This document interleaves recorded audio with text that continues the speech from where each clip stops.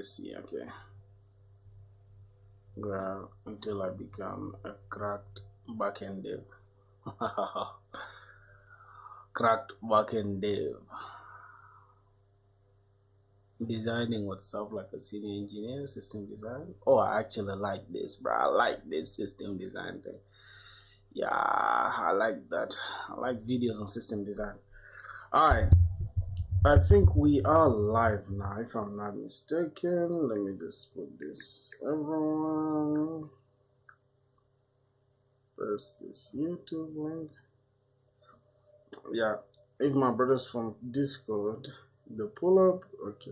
If they don't, then it's all good as well. Alright, I think we're live right now. Make sure we're live. Yeah, bro, we're building a blog post, man.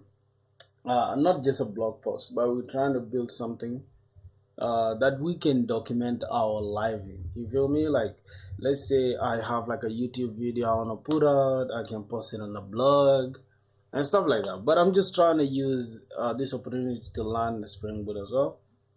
Because if I can just walk you guys through my Notion, remember we're still using this Notion. Now, I decided to start from down, like here, from down going upwards rather than from up going downwards, because for some reason this e-commerce thing kind of it's a little bit more complex compared to these two, right? So yeah, it's almost like following project based learning, right? You use a project to learn something. I think that's the best approach. Now, what's funny is that the other day, as I went for the event, I don't know if I should make a video or post that vlog, because I recorded some footage when I was in that place. I had gone for like a tech event. It's called Africa Week. It was a 2-day event. I don't know if I should like post that vlog because I have some footage of that. I really don't know. If you guys are interested, just let me know. But nonetheless, we're still grinding, my brothers. So, ooh, let's see, what are we cooking? What are we cooking? Okay, just like that. What are we cooking? I mean, Ross, good, bruh. Good evening to you. How you doing, my brother? What's funny is that today I came back from college early, but I had to like do a lot of stuff first within the house. You know, I was doing some house cleaning and trying to get things in order before I can do anything. Now, as you can see, actually, we are still learning Spring Boot, obviously, but also I'm trying to like find a balance between building and understanding. You get it? What are you saying, my brother? 25 Sagar, is that name correct? No, but I'm trying to find a balance between building and actually understanding when I'm doing things on stream, right? Because it's kind of hard. I'm focusing on the stream, trying to learn, also, you know, studying. Like, it's a lot of things, but regardless, we're gonna try to do something. So as you can see, we are trying to build something called FilthiBlog. It's like, obviously you guys know what happens in a blog post or blog application, right? Where you can write down your stuff and all that. Okay. Yeah, I shouldn't worry about that. Let me just close down this. We are trying to build it using Spring Boot, obviously, but let's see what we need. So the core entities, as you can see, matter of fact, this is just like a simple plan that I just wanted AI to do it for me. I don't have my brain. I don't want to spend my brain power on this. So okay, we have entities or models to worry about. We got a user, post, and a comment. That's how easy it is. A user, a post, and a comment. I don't think a blog post should have likes and dislikes and all that, because then it will not be a blog post anymore. Because a blog post should have comments, but how we're going to deal with the comments and all that, we shall see how we shall do that. All right. So we have user, and the fields of the user will be ID, username, email, and password, and then roles.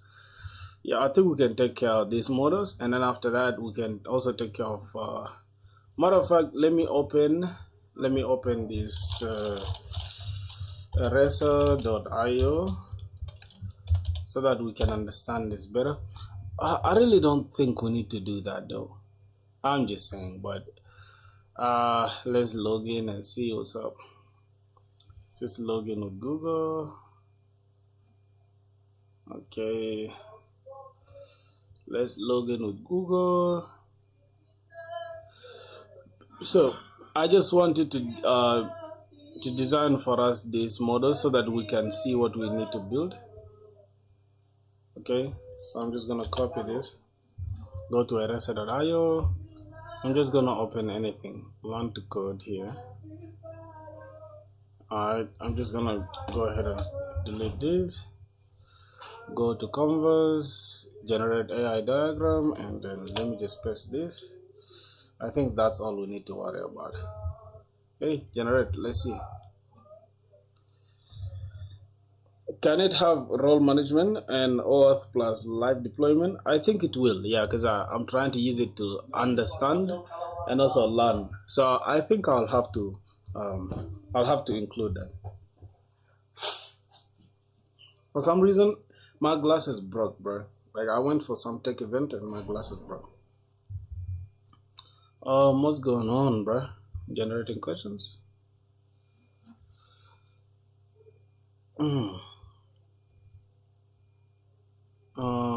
What's going on? Okay, design a simple ARD for the above models or entities. Okay, let's see, generate standard model. Hopefully it's going to understand what's going on. Why are there follow-up questions? Okay, it should generate it. I don't want to do anything here with natural language. Why is it not generating it, bro? What's going on? Oh my goodness. Okay, it's fine, bro. It's getting annoying, so let's just open Cloud Code, cloud.ai, I think something like that. Let's just open Cloud Code, and I'm just gonna say get me the ERD.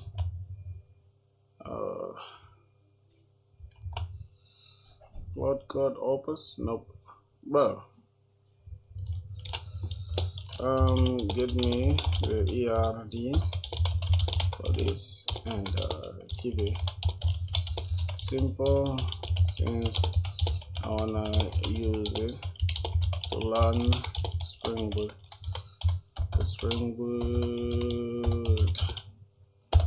Alright, let's see that. Okay, so it's generating for us the ERD. That's cool. That's cool. I think now we have at least a strong idea. What is ERD? Entity relationship diagrams. Entity relationship diagram. As you can see, we have okay, so the user, okay, string, email, password, roles. Okay, roles is going to be, why is roles a string? I thought it's supposed to be an object, right? Or it will be an enum, I guess. I don't know. I'm thinking, can the roles be enum though? Let me ask a follow-up question. Can the roles be an object or enum, or which is better? It's better because then the roles, like if we have if we have an admin, then an admin can can write a blog post and publish it, and a user, yes, it can be both class and enum. All right, that's interesting. Let's see, enum is better for roles in this scenario. Here's why. Enum advantage is type safe. The compiler catches invalid roles values instead of runtime errors. Cleaner, okay, user will get roles, returns actual enum values, not string to pass. Database efficient, stores as small integer strings, not complex objects. That makes sense. So then later we can just, okay, so we can have a user, admin, and moderator. But for now, I want to just keep it as user, admin, not moderator or whatever. Then in a utility entity, and then in a user entity, we can have private set role as roles. And then we have the element collection, fetch is equal to fetch type dot, what's that? What is this? This uses add element collection to store multiple rows per user in separate table automatically. It's simple, self and great for learning Spring Boot without overcomplicating things. If you start with just a single role per user, you might even simplify it to role. Yes. This is what I wanted actually. Do you know Golang? No, I don't know Golang, my brother. I have an idea of Golang, but I just don't use it like that. So I don't know. All right. So is this ERD okay? Can we understand this ERD? So a user creates a post, a user can write a comment, and a post, one comment can belong to many posts, or many posts can belong to one comment. I don't understand. I think it's many comments can belong to one post. So it's one to many. So I mean, it's many to one relationship or one to many relationship, because one post can have many comments. I think that will make more sense. For freshers, Golang is good. No, not really. Not really. For freshers, Golang is a terrible language. You know why? Because as a fresher, you want to get a job ASAP. It's hard to get a job with Golang, but it's easier to get a job with either Spring Boot or Node.js. So as a fresher, don't waste your time learning Golang. Golang is very limited to a lot of things, my brother. A lot of things. Limited is too limited, unless you want to do DevOps and things like that. You know, Kubernetes, Docker, and all that. You know, like cloud services kind of stuff. That's when Golang can shine. But other than that, nobody's really using Golang that much. Can't lie to you. Okay. If you start with just a single, okay, I think that is okay now. I don't want to spend so much time on planning phase that we might not end up using anyway. So let's just go ahead and try to see what's up. So now we have a new project. Let's just create a new project. I'm just gonna call this FilthiBlog, and it's gonna be a Maven project. It's gonna be 25 Java 25. Spring Boot. I think Spring Boot 4 is already out, right? Okay. Here we're just gonna need web. We're gonna need a Spring Web. We're gonna need Lombok. We're gonna need validation. We're gonna need Spring Security. We're gonna need security. All right, and then we're gonna need Docker Compose, and then we're gonna need Postgres, and then we're gonna need JPA, Spring Data. What else? We have Spring Security, Compose, Postgres driver. I think that is it for now. If there's anything else, we shall just add it later. Let's just go ahead and add that. Yep. Alright. Now, another thing, I don't want us to like just jump into code without understanding what we have. Okay. We have this. Okay, then the endpoints. Security and authentication, we can use JWT or Spring Security for authentication. I think Spring Security will make more sense. Implement role-based access control, secure endpoints, restrict operations to authenticated users and authors of posts, comments, secure endpoints. Okay, fine. Now we can layer their roles, control layer, handle HTTP, whatever.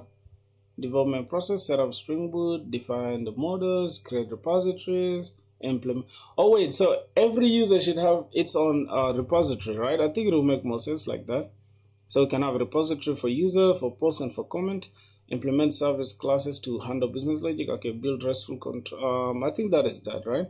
Expose and CRUD operations and authentication. Configure Spring Security for JWT authentication and role validation. Test your API endpoints. Is a Postman or Carl, and that is it. I think there's nothing else we have to do. Now I want to ask, is this development, let me just go and ask here. Okay, is this dev journey, development journey, okay, for what you wanna build, and also learn from and maybe use tried and tested industry standard way of learning, of building, so as to learn and put myself in that employable suit. Okay, I think, oh my god, wait, I think this should be it, right? Let's see how it does it.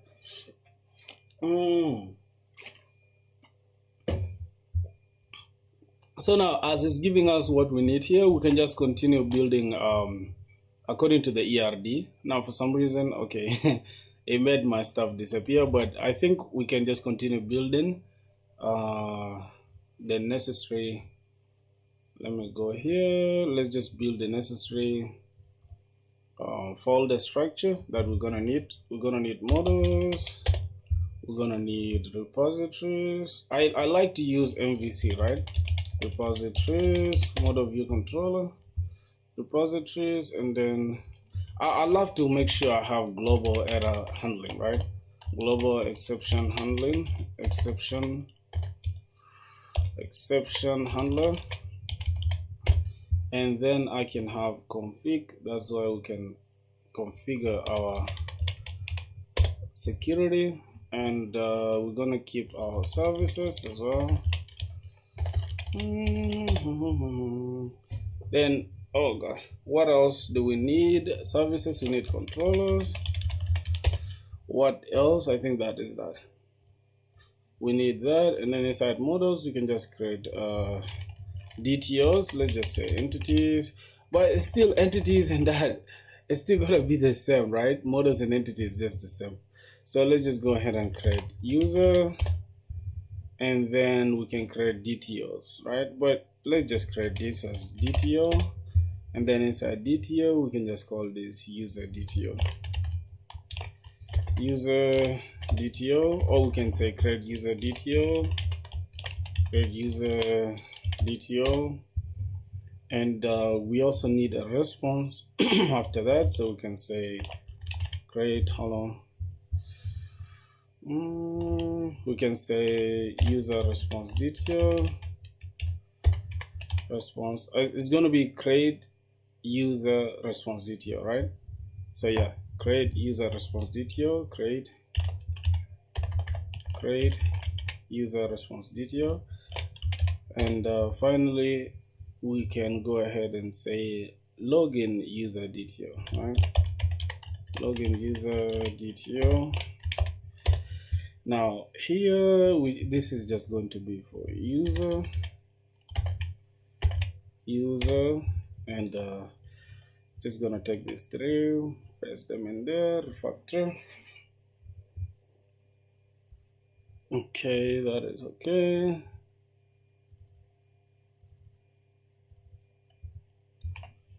Let's see what's going on. All right, then here we're just going to have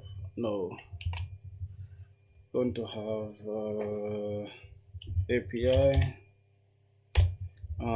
Here we're just going to have API response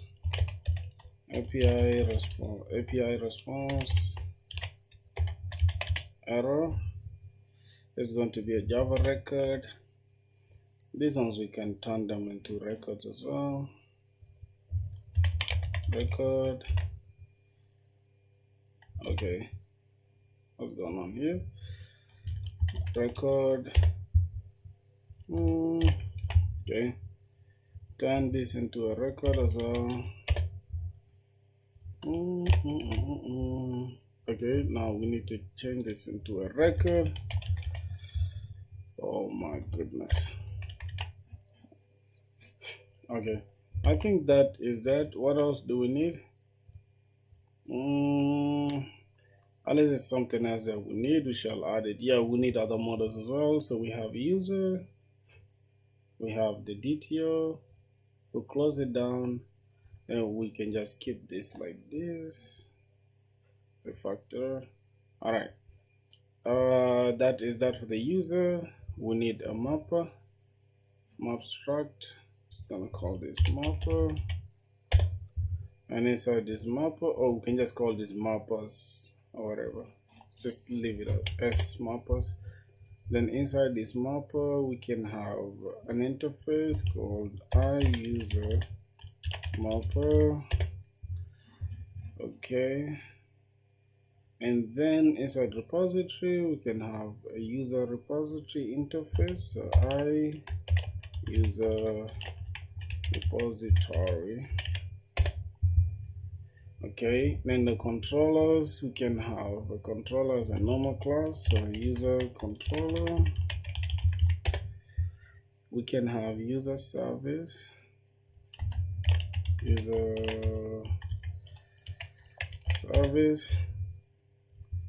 global exception handler,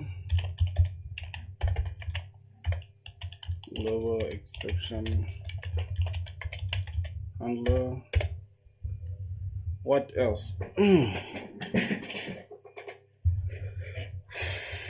What else do we need to take care of?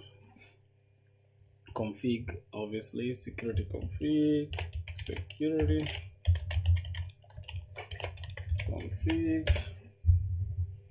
All right. That should do it. Let's go ahead and close this. Open this Java. Okay, we have all that. Let me just close all this. All right. Let's go back and see if AI is done planning what we need. All right. Your original plan is good but missing critical industry practices. The roadmap I created, DTOs, you'll see this in every real job. Never expose entities directly. Exception handling layers, separate concerns and making debugging easier. Mappers convert between entities and DTOs cleanly. Validation layer catches bad data earlier. Proper project structure shows in interviewers you know conventions. Testing strategy, unit plus integration tests. We're not gonna do all that. For sure. But I think this is okay. I have the config, the controllers, services, repository, entities, DTOs, exceptions, security, mappers. I think we did that without even looking at this. That is good. So data models, we need to create a user data. It's going to take username, ID. Okay, password should be hash, and then roles. That is that. And our table validation annotations. Okay, that is going to be inside the DTO. Yep. Inside the records. Now here we need to create a post entity as well. One-to-many relationship to comments. That's correct. Or many-to-one relationship to user. Oh, wait a minute. One post can have many comments. Okay, that is one-to-many relationship with comments. And then many posts can belong to one user. So that's going to be many-to-one relationship. Interesting. So let's go ahead and build that. Inside the models, here we have user. Now inside this user, we need to just create another model, which is going to be post. And then we're going to have just here under models too, we're going to have comments. I think comments like this. I don't think comments should be its own entity. I don't think so, but let's see. Oh, we also have a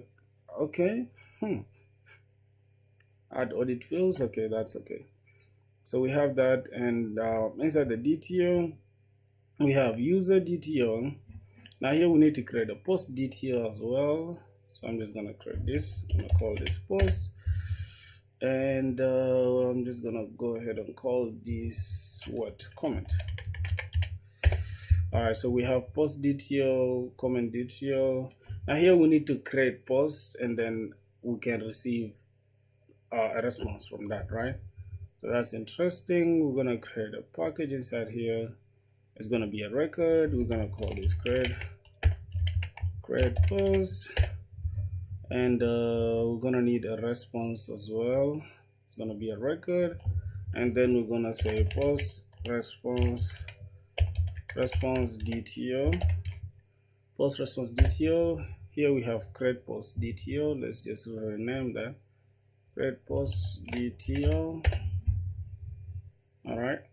Interesting. Also, the same applies to this. You can create you can create a comment, and you can get a response back, right? I don't think we need to do that, but I'm just gonna do it in case we need it, right? Just gonna do it like this. I'm just gonna say create comment or make comment, whatever. This is going to take a DTO, and also we're gonna need another Java record, and call this comment response DTO. Alright, if we don't need it, we shall remove it. What's this? Response. Okay, my bad. I need to rename this. Okay, what the hell? Okay, just like that. Response. Good. Comment, create comment DTO, comment response DTO. That is okay. Let's close all tabs. Let me check for the post. Create post DTO, post response DTO. Alright, I think that should do it for that. Inside now the models, that's where we can create whatever we need, right? Let's see what else. DTOs and mappers, industry essential. Yep, so we have user DTO, create user DTO. Wait a minute, wait. We have user DTO, create user DTO, user response DTO, post DTO, create post DTO, post response DTO, comment DTO, and then create comment DTO. So there's no response from the comment. Interesting. So we can just go ahead and remove comment response DTO. We only need creating comment DTO. All right. And then we have a comment here. This is not supposed to be a DTO, so it's supposed to be an entity, right? DTOs for each entity. All right, I already did that. And never expose entities directly. Control what data gets sent or received, and validate inputs before hitting the service. That's okay. Repositories and data layers. We need to extend the user response repository, post repository. All right, so here we have user repository. I just need to copy this down. I need to copy this and then press this, and this is going to be post. This is going to be post repository, and I'm going to press the last one, which is going to be comment repository.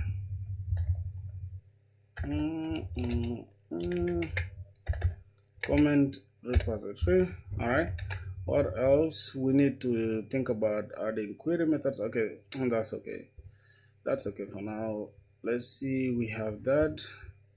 Now we should just go and create these entities for now, and we shall come back for all this. Okay, let me just close this down. Let me start with the not the security config, really. Yeah, let's just go and do the exception handling first. Okay, or maybe we can leave the exception handling for now and then just do the models for now. We'll go here, and then this is just going to be an entity, and we're gonna follow it to the table name. We're just gonna call this users.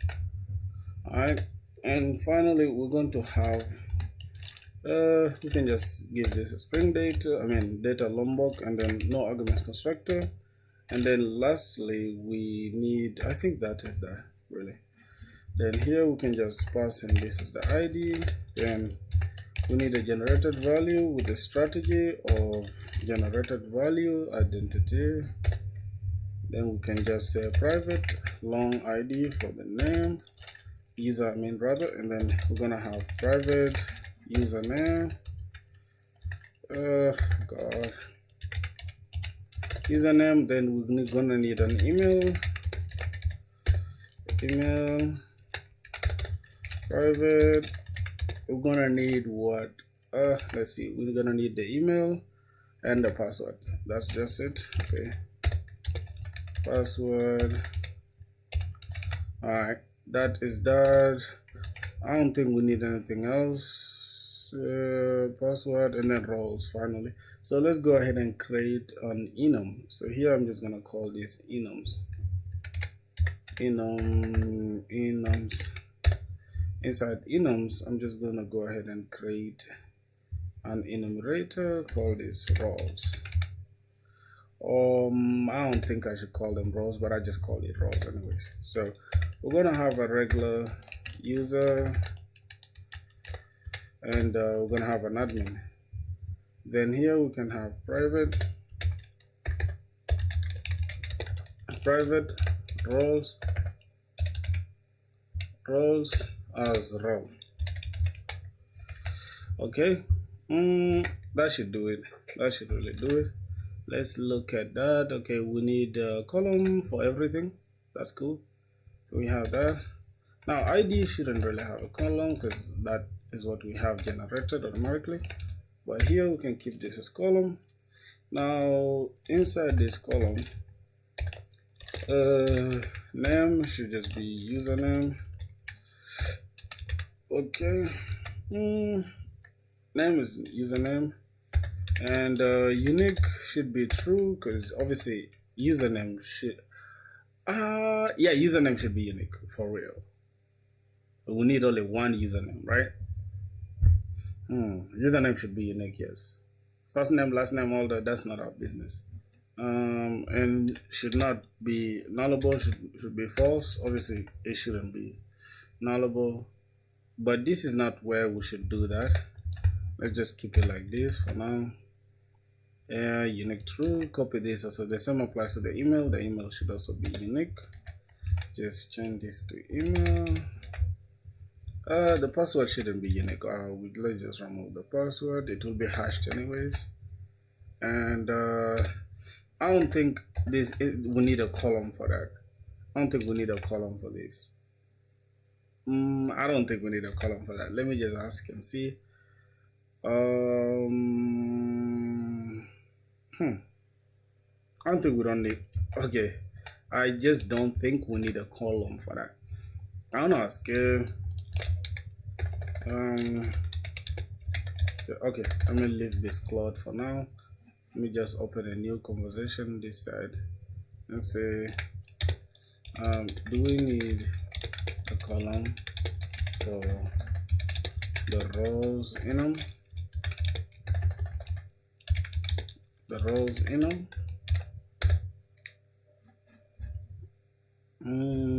Let's see how it works.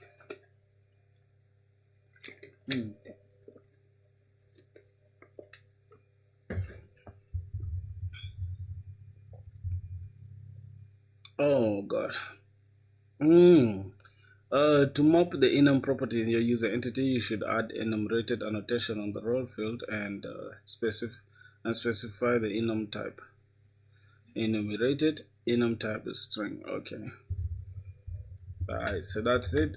This will store the enum value as a string representation in the database column. If you omit this column, will store the ordinal integer by default. Since you declared the role field without a column annotation, JPA will create a suitable column automatically when the schema is generated.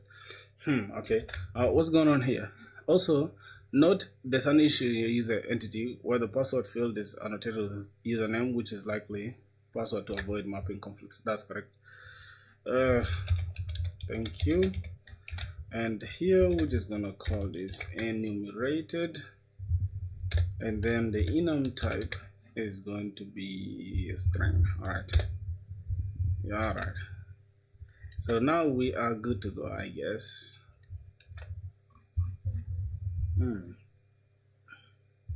I think we're good to go now. What next? We have the entity, the table, the data, no argument constructor. Now, the reason why I'm having no argument constructor here is that, let me see, how many, get me all the stuff inside the at data. Do we need to add no args constructor annotation to? Let's see. Oh my goodness. I think we have to though, because Lombok at data annotation generates the following for the annotated class: getters and setters, getters for setters for all non final fields to string method equals and hash code. A required arguments constructor, a constructor for final arguments via the required args constructor. Since data generates a constructor for required arguments, it does not generate a no arguments constructor by default. Therefore, if your class needs a no arguments constructor such as JP entities, you should explicitly. All right, that is it. Okay, so that's why we have that. I think we have no arguments constructor. Do we need all arguments constructor? I don't think so. Let's just leave it like that.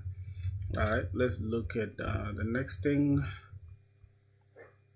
We have, okay, validations. We're just gonna do it inside the DTOs. So let me just go to the create user DTO, creating user DTO. Let me see the things that I need for the user.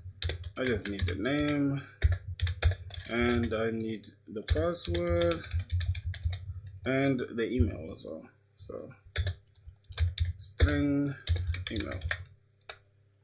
Okay, that is that, and then I can just do the annotations here. Say the name should not be blank, and it should have a proper size, right? Obviously, the minimum name should just be 3 characters, and I'm just gonna have a message. Say name should be at least 3 characters. Name should be at least 3 characters. I'm just gonna call this username, since that's what we have there. So this is gonna be username, and blank here. We're just gonna say take this message and copy this here. Say name is required, username is required. Alright, we can just leave a gap here and then just copy this down, press this here and remove this size since we need this to be an email. And here we're just gonna keep this as email is required. Same applies here. Size minimum should be 8 characters. Password should be at least 8 characters. Also here, password is required. I think that should do it for that. For creating a user, this is all we need. And then the response we need to get should be string. We need an ID back. I mean, it's gonna be long, not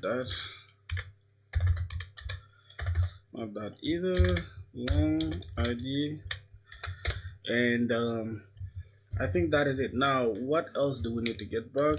We need to get back the username, string, and then we need to get back the email, but not the password. So we're just gonna leave it at that. Okay, so we're gonna need ID, username, and the email, or maybe we just need the email rather than the username. Right, let's say when we create a user, do we need to return back their name but not the password, right? I think that will make more sense. Let's leave it like that. And then logging in a user, we're gonna need username,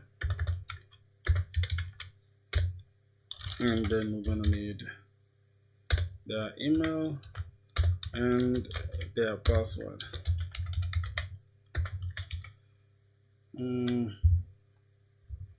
So I want this to just be email and password. Just use email and password.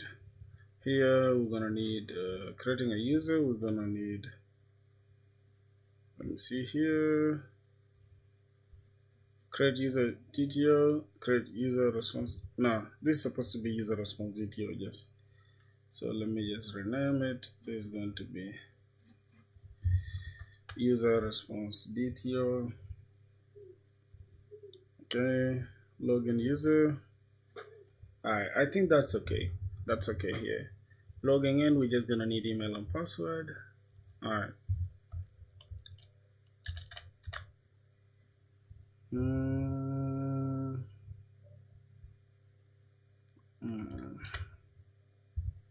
Okay.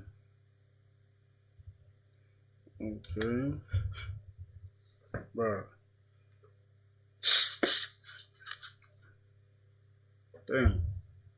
Now, username, email, password, hash, roles, and then a table column validation. Create posts with entities, one-to-many relationship to comments.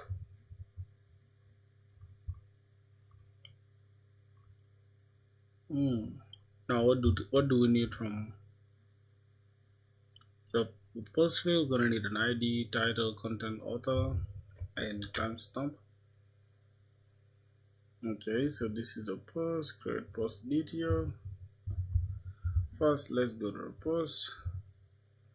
We can just go to the user again and then just copy everything here. Go to post, paste that, and then we just change this to posts. Okay, we're gonna need user. Just copy this entire thing, come to post, drop this here. We're just gonna have to change. We have the ID.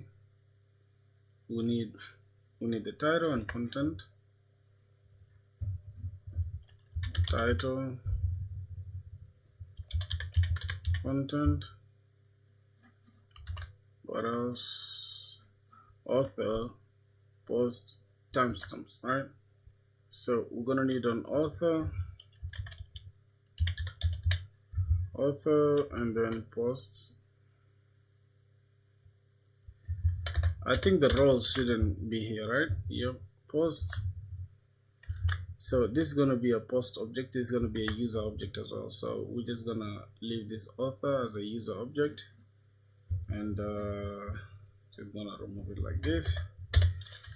Private user as user.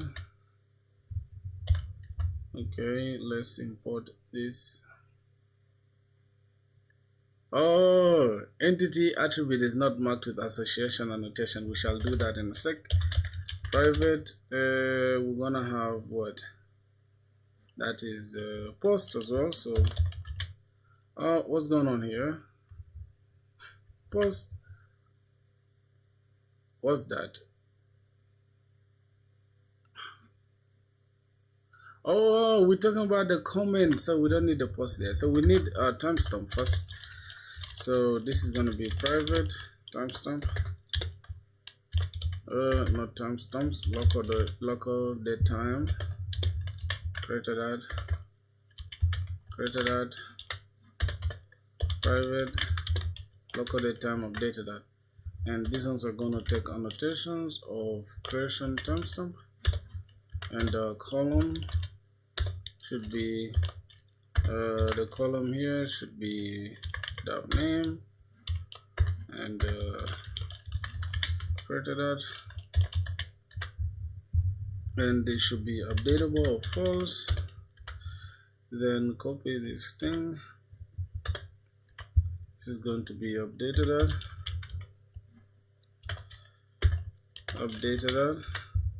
at, remove this. Okay, created at should not be updatable. That is okay. We have this is going to be title. This is going to be content.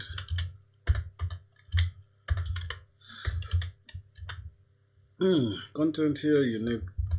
Remove this unique thing here. Remove that. Okay. I think we're good to go, except here we haven't created the relationship, right? So we're going to have the relationship between many users can have many users can have many. Hold on. One post can belong to many users, or many users can can make a post. Let's look at the relationship.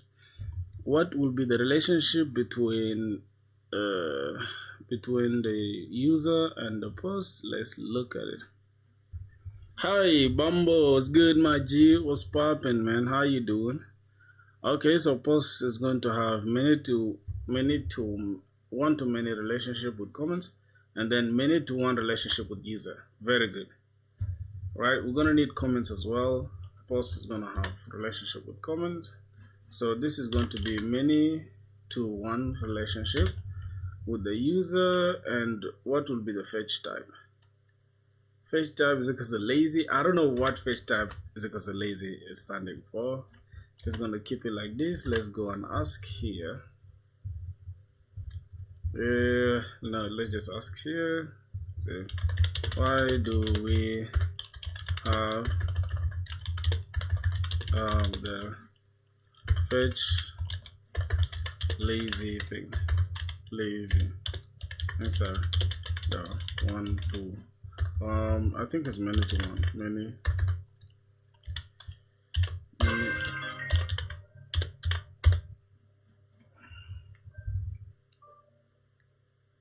Hello? Yeah.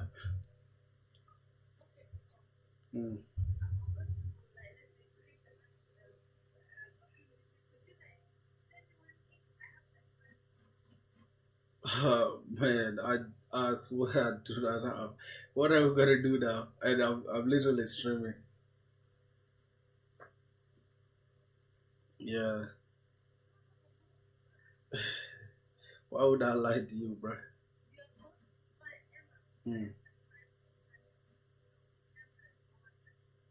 Alright, let me check. But let me check my stuff then. If it's not, which is the place which is near us here? If it's not, if you don't have the stuff, just tell him you're gonna bring it tomorrow. Yeah, just tell him, or else you can just call me or talk to him then.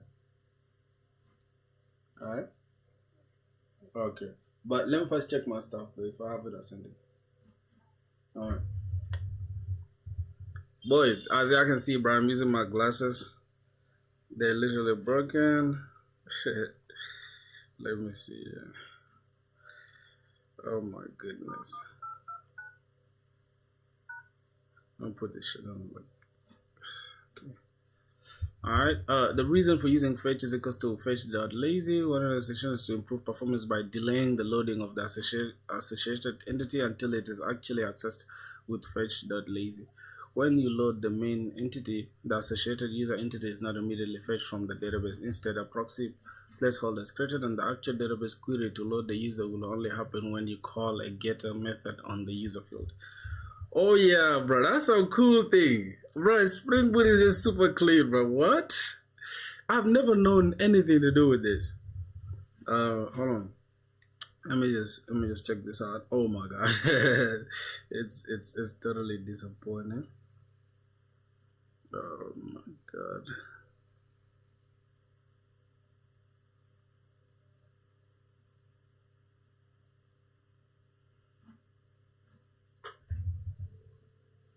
Yo, damn.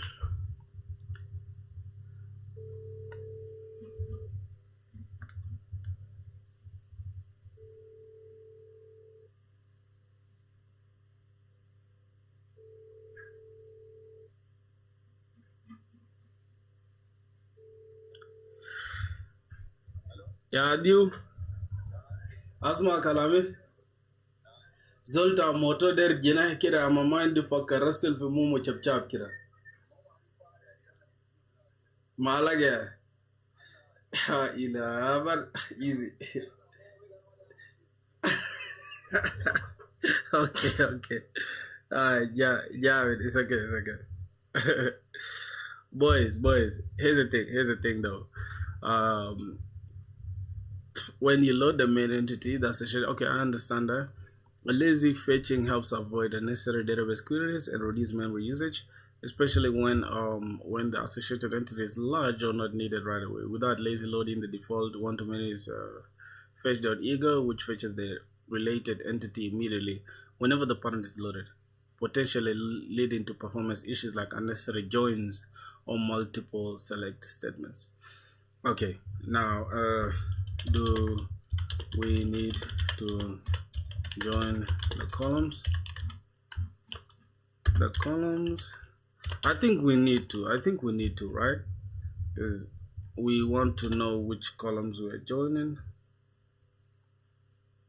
Yes, in one-to-many relationship, you typically need to join the columns in the database to establish the foreign key association between the two tables. This is usually done by adding add column association, join column, whatever annotation on the field, right?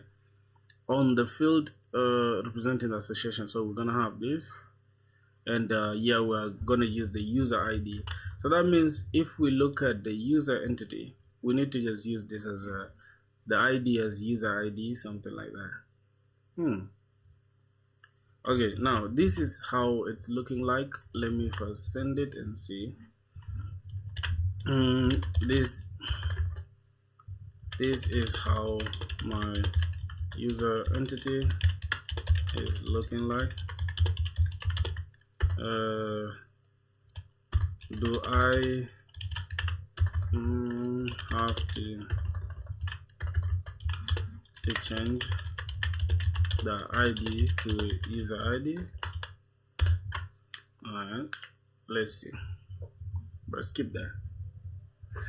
That's how I teach myself how to code, my brothers. You don't have to change the field name from in your entity unless you have a specific naming convention or data set that requires that. Changing the user might be useful in context of clarity, especially if you have multiple entities with IDs and want to avoid ambiguity, but it's not a requirement. The change is more about consistency and clarity within your project and database schema. I mean, in relation to join column, we are join column. Oh, do I need to add column in front of the ID? Just like this. Let me just go back and pick the post so that we can create the create the proper relationships. Alright, in your user entity, you do not need to add a column annotation because JP automatically maps a primary key with ID to that data by the ID. Okay, in your post for this is practice explicitly using the with that JP will default. Okay, you don't need to add on the user, except because it's not a basic attribute but reference to another entity that must be joined via foreign key. Summary, we don't need that, so that means we can just keep it like this. Alright, but I don't know, I have no idea. I'm just gonna keep it like that. At joined, we're just gonna have here at join column, we are going to just join name, and we're going to join user, going to join the user ID. I think that is correct now. One-to-many relationship. Yep, join column user ID, that is fine. And we can go back to our entities. We also need a one-to-many relationship. The other one is many-to-one, and then this is one-to-many with the comments. So that means we need to go and create the comment as well.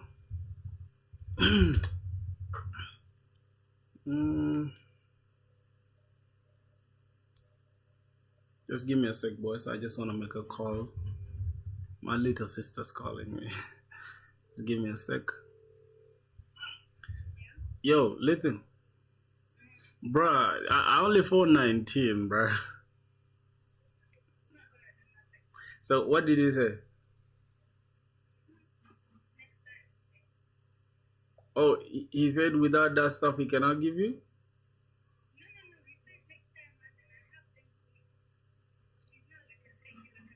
Oh.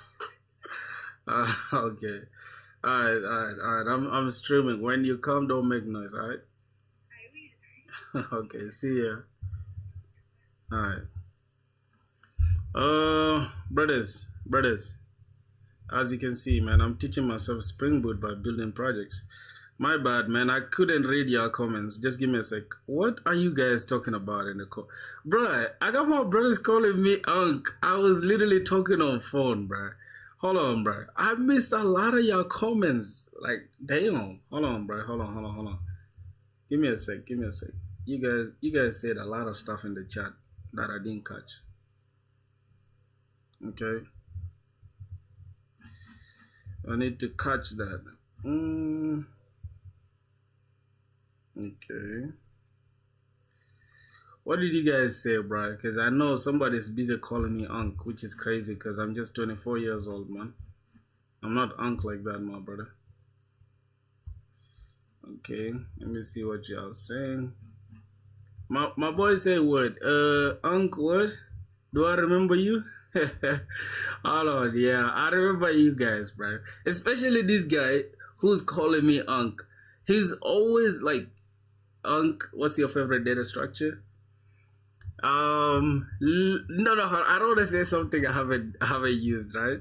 So I would say maybe arrays, probably. Yeah, I think array is my favorite data structure because that's the only one I know.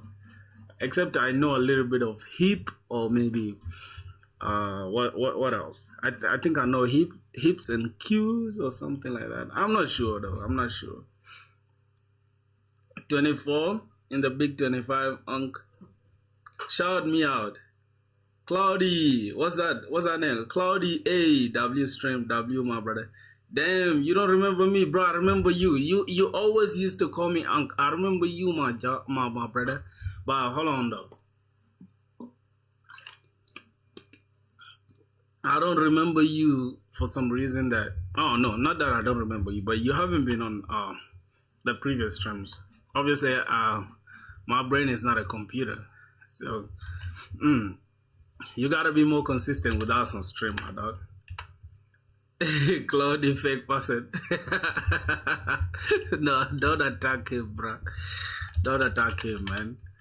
Okay, that's comments. Don't attack my brother, bro. Let him shine, man. Let him shine. Alright, I'm just gonna copy these user thing, copy that. Go to the comment. Alright, let's go. He's very bad. How is he very bad? Somebody said shut your bitch ass up. Yes, Unc, I'll join all the streams from now on. Let's go, my brothers. You gotta join all the streams, bro. You feel me? Yo, why you guys dissing each other in the comments, bro? Speaking of comments, why you guys dissing each other, bro? Yeah, should stop. Yeah, stop that. Bro, hold on. Bumble gum dude, bro. I swear to God, you've been watching my streams and you are not subscribed. What are you doing, brother? Are you even serious, bro? Because hold on, we had 1,000. What? Hold on, let me see. Last time I checked, we had like 1,000 something.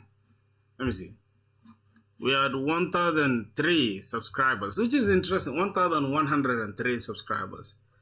Wow, such a fake fan. More than 4 months, bro. Imagine, that's a fake fan for real. Cause you've been my subscriber. Hold on, let me check for your name. I think I will see you right here. Oh, yeah. No. Hold on, just the last 7 days. Let me see who subscribed. Is this you, bro? Is this you? Oh, okay. I'll find you down. All right. Okay. Now I see. If I had followed you lately, I was gonna be like, stop with the fakery. My brother, SVTH, you are always together with Bumble. I want to understand. Are you guys related? Because whenever this Bumble dude is saying something, you're always in the chat too. I'm not a rat. Somebody said, I want to see. Is that your brother? Why are you guys always together with him on stream? I swear, I can't even lie to you, bro. I don't know. Whenever I see this guy in the comments, I know the other dude is there too. They are not a couple. That's crazy.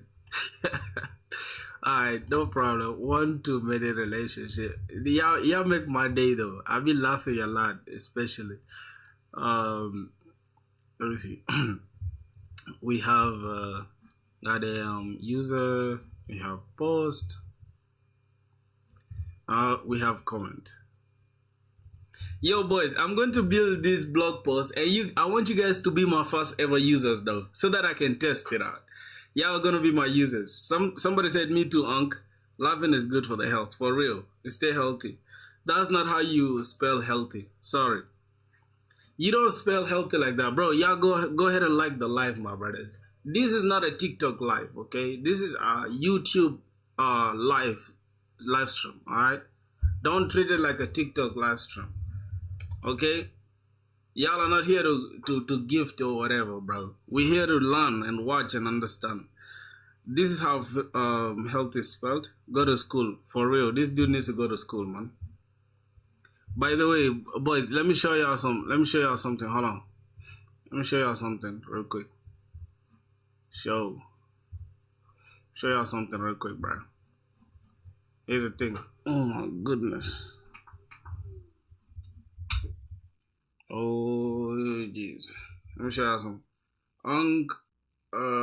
Are you what? Wait, are you niche? What do you mean by are you niche? Do you mean are you nice, bro? Look at my glasses, bro. I broke them, man. Sorry. Gotta be the one-eyed man. Feel me? I look like one villain in a movie. Alright, bro. This is the new addition to the setup, bro. Ooh, this is so cool as fun, bro. This stuff. Oh my god. Like, it's super cool. It just makes everything lit. You be in a good mood. Somebody spell. It is called Unc. Stop. Bruh, I don't know what you guys are calling me Unc. I'm 24 years old, bruh. I'm not Unc. Man, what are you saying? Let me see. How, what's the age that makes you Unc?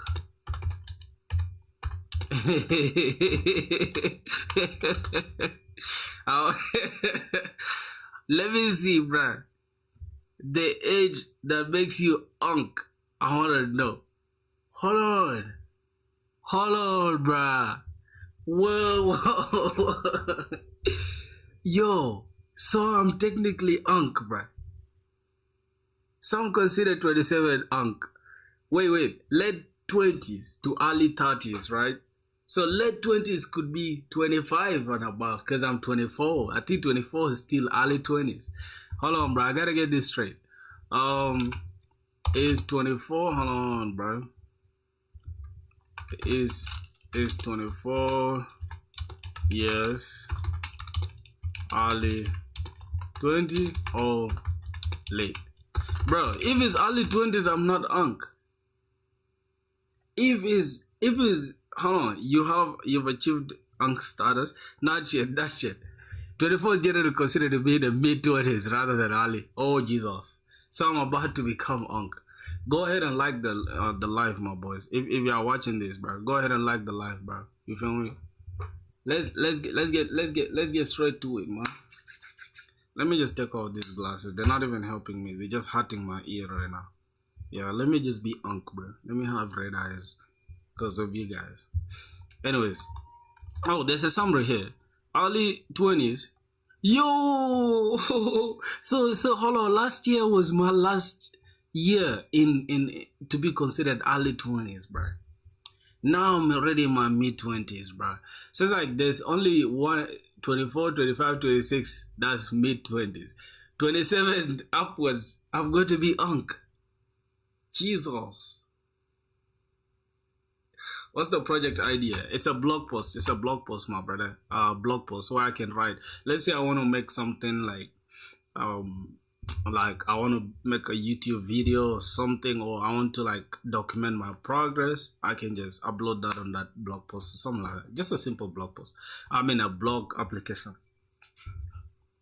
And only admins though can upload blogs, you know, and then y'all can read, and that's just it. We need one-to-many relationship between the comments. Okay, what's that in the post, right? So this is the comments, and let me just go back to this blog post here. Comments, we need ID, content, and then the author and post. Right here we have title, content, author, and post, and timestamp. Also the same applies to this. So we're just gonna go ahead and go inside the post. Then I'm just gonna select these timestamps, except the title. Copy that. So the comments. drop this here. So I'm just going to have 2 imports, local datetime. All right. And finally, we are going to need, I don't think we need a user, right? Do we? Oh yeah, we need a user and we need a post. Here we only need a user there. Okay. Now here we need to private post, and then we can just have this as post. Now what's going on here? We need an attribute like many to one or one to many. It's actually one to many. One to many relationship. And then fetch, we're gonna have lazy cascade all. Now I have an idea. If we, that means if we delete the post, we need to delete the comments. The same applies to this. If we delete the user, we need to be able to delete the their how do I call it, their posts or their comments as well. Are you going to implement security? And yeah, I'm going to do that. I'm going to do that. That's what I'm going to do. Bro, I said yeah, like the live, bro, and I'm seeing only 2. I'm seeing only 2 people doing it. Like, what are y'all doing, bro? Hold on. See, before I slap the shit out of you guys watching. I'm bullying you guys today, bro. Hold on. Gonna slap the shit out of you guys watching, bro. Cause what the hell? What the hell? What the hell on? What the hell on? What the hell on? Let's see. Oh, one to many attribute type should be a container. All right. Let me just go ahead and join the column, and we are joining this with there's going to be a post ID. Something like that. And what's going on here, bro? One to many attributes should be a container. This kind of confusing. What do you mean? Many to one, it's okay. But for this, for some reason, it should be a container. Okay, let's say I have an issue inside the post. Let's just go back here and say post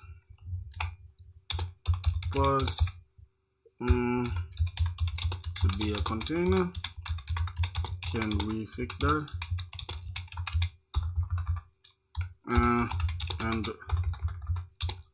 And why so? When do you come online every day? Like from 3 p.m. my time, right? If you look at time right now, 3 p.m. between 3 to 4 p.m. right? 4 p.m. my time. That means right now, let me show you. Right now it's 6:30. So the time right now in India, it's like I think it's 7, because I mean it's like 9, because India, it's like 10, because India is 3 hours and 30 minutes ahead. So if I say time now in India, it'll be, oh yeah, almost 10. You see that I still know some good mathematics, right? Current time is almost 10 in India, so that's good. So that means if it's almost 10, 4 hours be okay, 2 hours before that, or maybe you can count 3 hours, right, from 10. That means 6 p.m. India time. That's when I'll be online.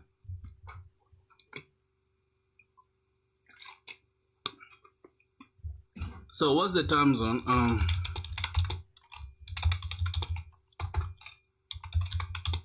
Time zone of India.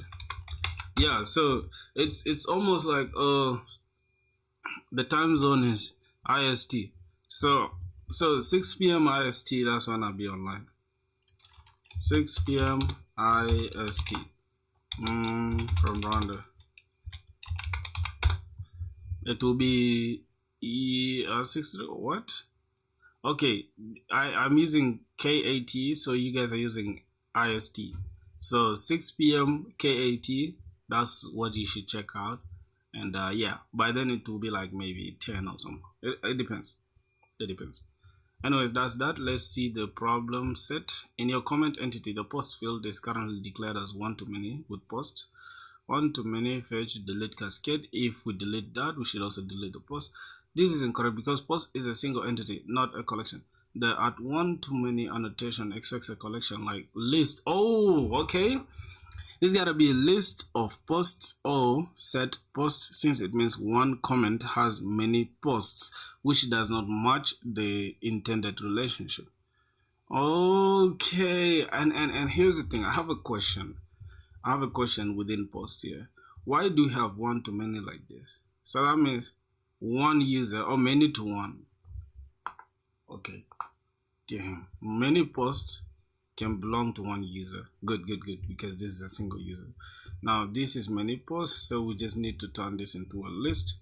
So we can just convert this and then create a list out of this. Okay, then that is okay. But what else again? Oh, we can just say set post, since it's okay. Awesome. You got a subscriber. Thank you, man. Thank you. What's that name, bro? Anubab. Oh my god, I'm butchering that name. Let me see. Anubab. Hey, thank you for subscribing, my G. What's that name, bro? Anubab. Your name is hard. I can't even. Hold on. Anubab. Oh, that's that Anubab Mohanty. Now this can be you. This can be you. This, I think it's a billionaire, so I don't know. But yeah, Anubab. I just wanted to see how we can, How do you first tell me, how do you pronounce that? How do you pronounce that? Anubab. Yeah, bro. Hey, yeah, man. You guys should appreciate our latest subscriber. You feel me? That's our norm here. That's our family. You get it? Let's build up our family. Anyways, we have it means one comment has many posts which does not match the intended relationship. If your goal is for each comment to be related to exactly one post, which is typical, you should use many to one. If your goal is for each comment to be related to exactly one post, which is typical, you should use many to one. Instead, as a comment typically belongs to one post. Fixed like this. We're gonna have many to one. That means many comments can belong to one post. Let me see what we have here, because we have a relationship entity here, which is many posts can belong. One post can have many comments, and this is how we want it to be. You're saying it right. Anu, okay. Anu, alright, fine. This is okay. So I think for now we don't really need anything else. We have the content. We have the author, we have the posts, and we have the created at timestamps and updated at timestamps. Alright, so that is that. Let's look at the posts. Now, I think I'm missing something in the post, right? We have the title, we have the content, we have, and I want to limit this content to certain characters. I think we can do it inside the DTOs. Alright, that should do it. We have the user DTO. That is cool. The next thing we need to do is comment one to many with the user and post. Create a comment entity, then many to one relationship to user and post. Okay, that's okay. Many to one relationship. Also, we also need a user inside the comment, right? If I'm not tripping. Many to one with the user. That's cool. Then this. Alright. I think that should do it for the entities. Yeah, boys, go ahead and like the live, bro. You feel me? I don't want to say this twice. Hey. Bro, who the hell is knocking?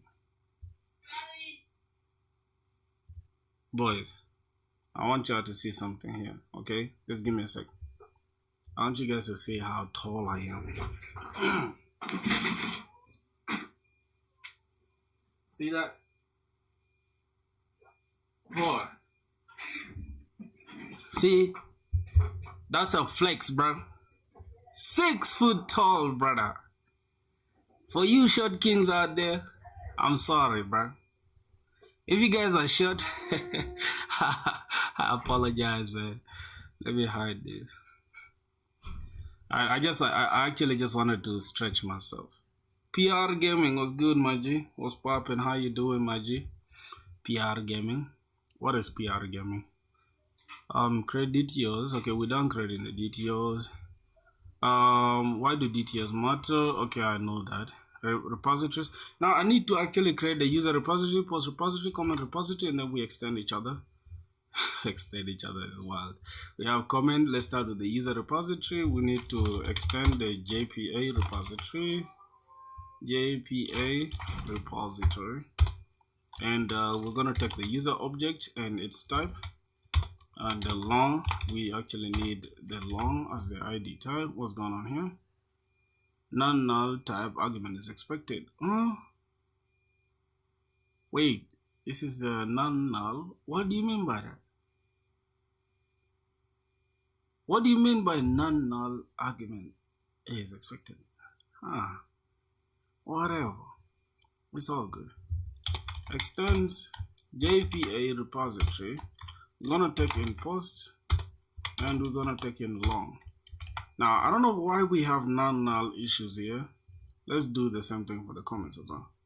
Extends JPA repository, because I need every post to have everything to have its own repository, right? So that we can at least decouple most of the things. We don't have too we don't want too much dependency on each other, so we're gonna get a comment and the ID type. Okay, let's close all this. So first, I'm gonna go and build a global exception handler. All right, I'm just gonna call this REST controller advice, and REST controller advice. We're just gonna have add exception handler. For this one, we're going to have a method, right? Method not valid, method argument not valid exception. All right, and then we're going to have a public method. Here we're going to get the response entity, and within the response entity we are going to get the API response error, which is the object that the DTO record that we have here in the response here. And we need certain response. We need a message, we need a message, and we need the URI, which is the path, and then we need int, which is going to be the status code, and finally we're just going to need timestamp. When did that error occur? You get it? So we're gonna take that out, and here we have that. Then we're gonna have handle. We're just gonna say handle validation exception. What's going on here? Exception. All right, I'm too trash when it comes to goddamn typing speed. So we have method exception, and we're just gonna call it exception. Now the next thing we're gonna do, we're gonna build a hash map. First we're gonna need a map, and it's gonna take two things, a strings and a string method. Then we're gonna call it errors. We're gonna say, hey, get us a new hash map. And then from there we're just gonna go x.get. We're gonna get the binding result, get all the errors. Then for each error, oh my god, oh my goodness, for each error for each we take error, give us, for each error, go ahead and give us that error. And now we're going to create a new string. We're gonna call this the field name. Field name is equals to, go ahead and create the field error, grab the field error, call it error, then we just get the field. Okay, after that we're just gonna have to get the error message. Let's call it error message is equals to, we're gonna grab the error dot get default message. That is fine. And then we're just gonna say, hey, go ahead and put these errors inside the hash map. Give us the field name and the error message. Those are the two things we need inside that. Finally, here we're just going to create a new instance of the API response. API response, we're going to call it API response error is equals to new instance of API response error. And then within that, we are just going to need to take the message, and we have to create a message here. And just create a string, say message, message is equals to, we can have validation error, validation failed, just like that, validation failed, and then we can just add the errors dot, we can now get the key set of that error, and that is it. Finally, we can just come here and say message, pass in that message, and then we can pass in the request URI that we are going to have to get from the servlet. So let's get the request servlet, whatever. So we're going to get the HTTP servlet request, not response. Call this request so that we can use it here and say we're gonna need let me see, HTTP URI, right? So we're gonna have to say request dot get the URI, that's the path actually, right? And then we can go ahead and say the status is HTTP status dot, now this is going to be bad request obviously, and then we get its value, and then finally we're gonna need the local date time, then we're just gonna get the current date time. I think that should do it, and then we can just say return new instance of the response entity, then go ahead and pass in the API response and the HTTP as bad request. That is that really. I think that is it for the first error handling, which is going to be, this is going to be for, let me just say this is going to be for 400 status codes, which is going to be validation errors. Now what's going on here? Non-null type argument expected. I don't understand what's going on. Something is probably wrong. Okay, hold on. What I'm going to do, let me just go ahead and let me open this security. Security. I know somebody who says security, right? Is this dude? Some guy. Hold on. I'll tell you guys what I'm talking about right now. I just want to grab this pom.xml, and since it's organized, I can just replace it with this pom.xml. Okay, grab this, and I'll just change the name. Now what we need to change is just the name of the application. Like for example here, rather than this artifact being called error handling, we can just call this FilthiBlog, and copy this. Boys, if you are watching this, better like the live, because as you can see, we're putting in work. My boy, stop playing with me. Okay, pom.xml is updated, and the next thing we're gonna grab is just the Docker Compose, because I don't want to do these things over again, you know. I'm lazy as hell, so I'm just gonna replace this Docker Compose. Lastly, we're just gonna go ahead and pick the application properties, and even including the JWT here.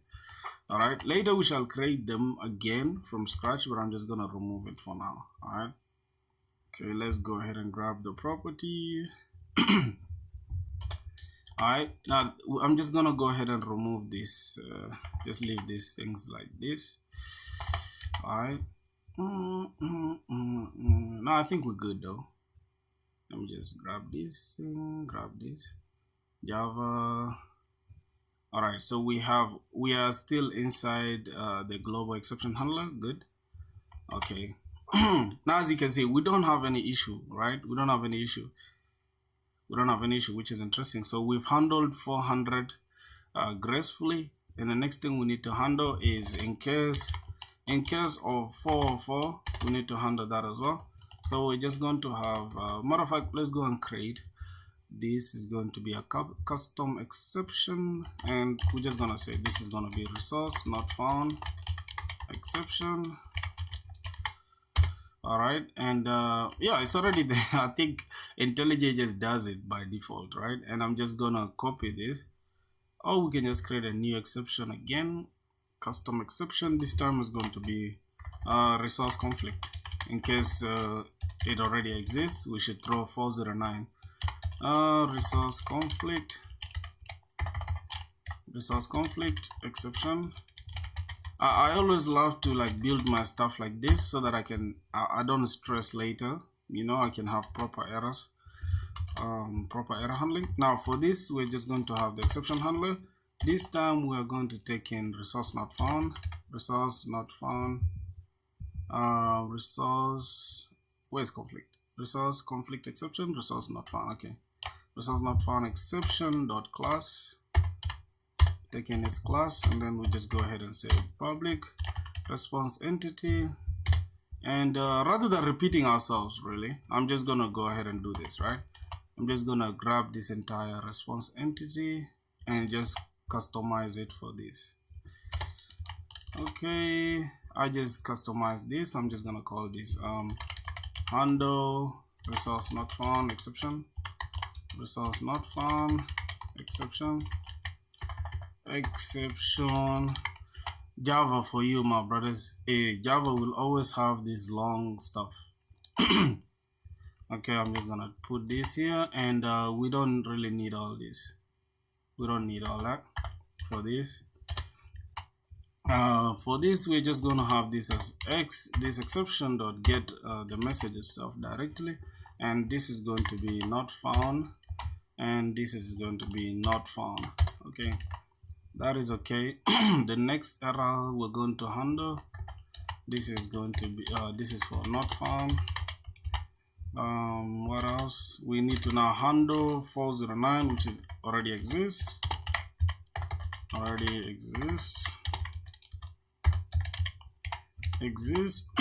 Then here we need to just copy this same thing.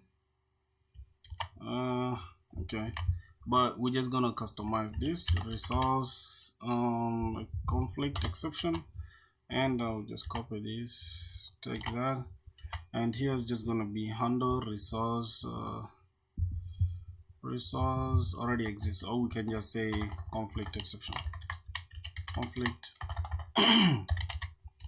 exception, and this is just going to be conflict. This is going to be a conflict because it already exists. Conflict. Lastly, we're just going to handle generic exceptions, like in case all that fails, then we're just going to have internal server errors. Okay, this is a safety net. In case everything fails, we're just going to have to just paste this entire thing. Let me just select this, copy. This is just going to be exception dot class. This is going to be generic exception. The same applies to this. It's going to say handle generic exception. All right, handle generic exception. This is going to be internal server error. Alright, that is okay. I think this is okay for our error handling. How are you, little sister? How's life?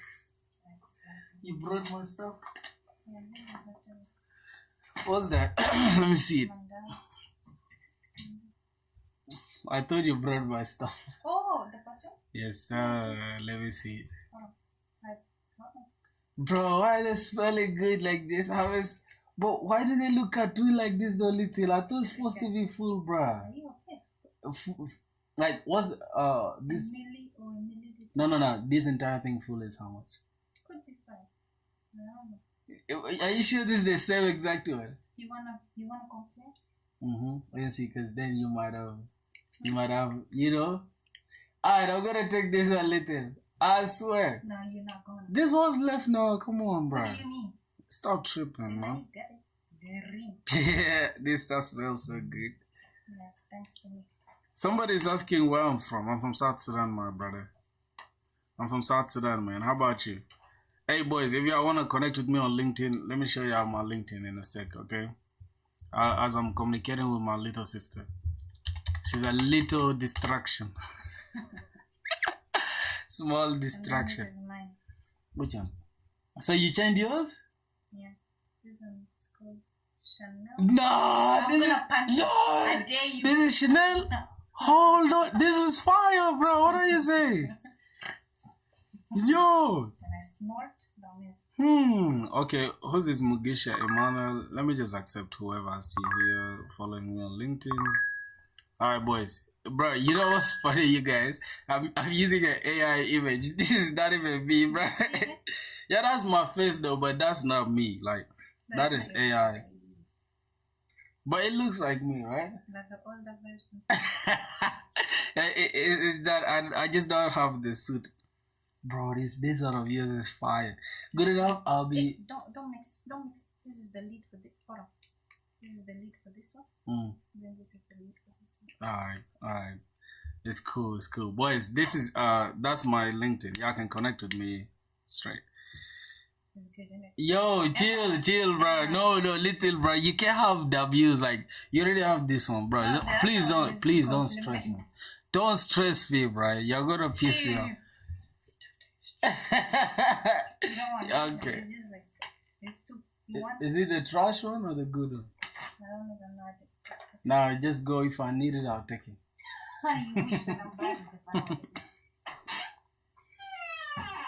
On LinkedIn, you send a connection request on LinkedIn. All right. You say what? No. Yeah, John, yo. Yo, I cannot see your stuff, my G. Where is it at? Where's your connection stuff? I can't see it for some reason. I have like 700 something connections. I can see you here, my G. I can see you for some reason. Hey man, boys, I've been talking about like making the Discord very interactive, or maybe like building it to the point where it's like we can develop a community out of it.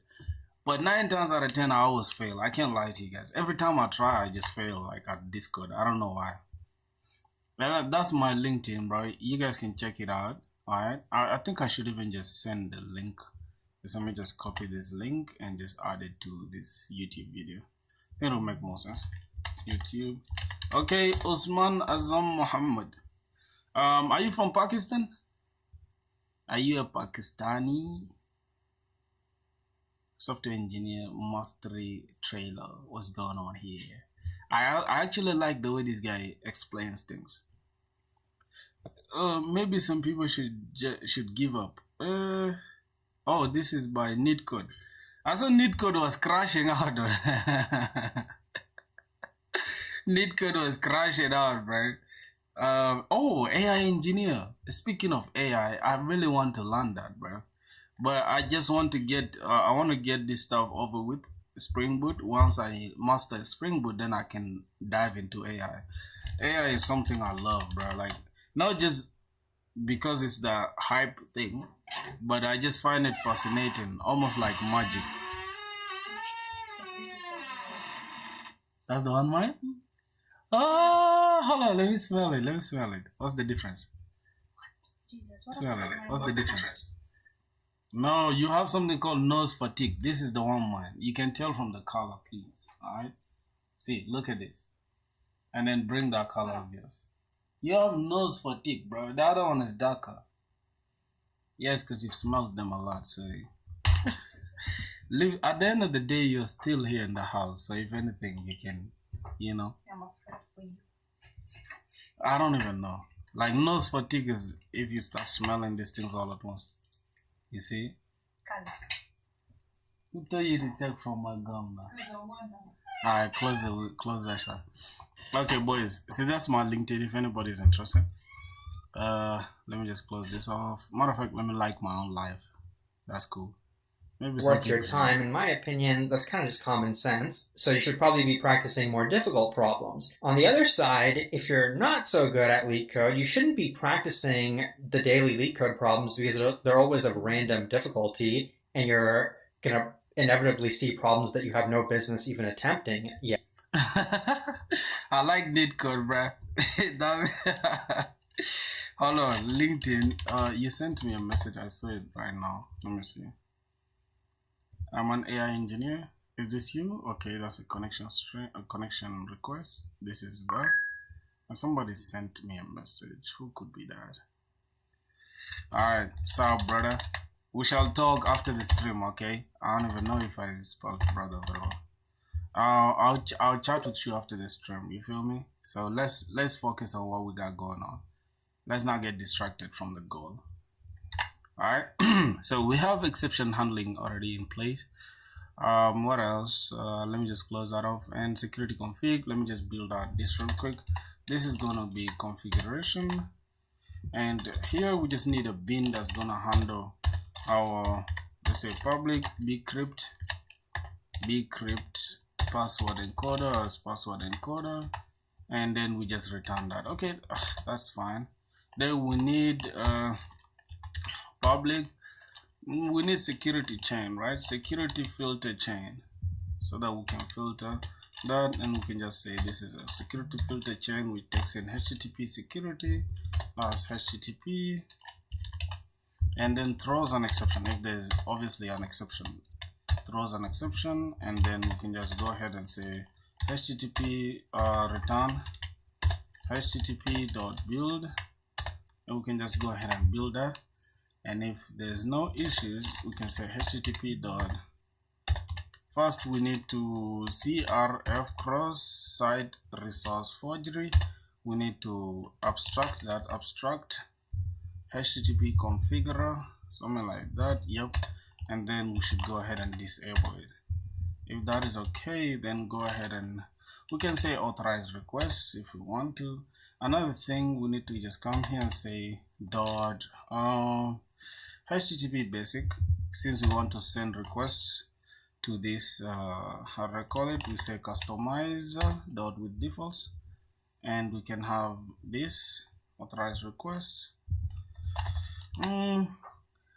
Honest question, brother, are you not afraid whatever you're trying to learn this is repressible by AI? Spring Boot or Mongo, what's going on? Spring Boot or MongoDB?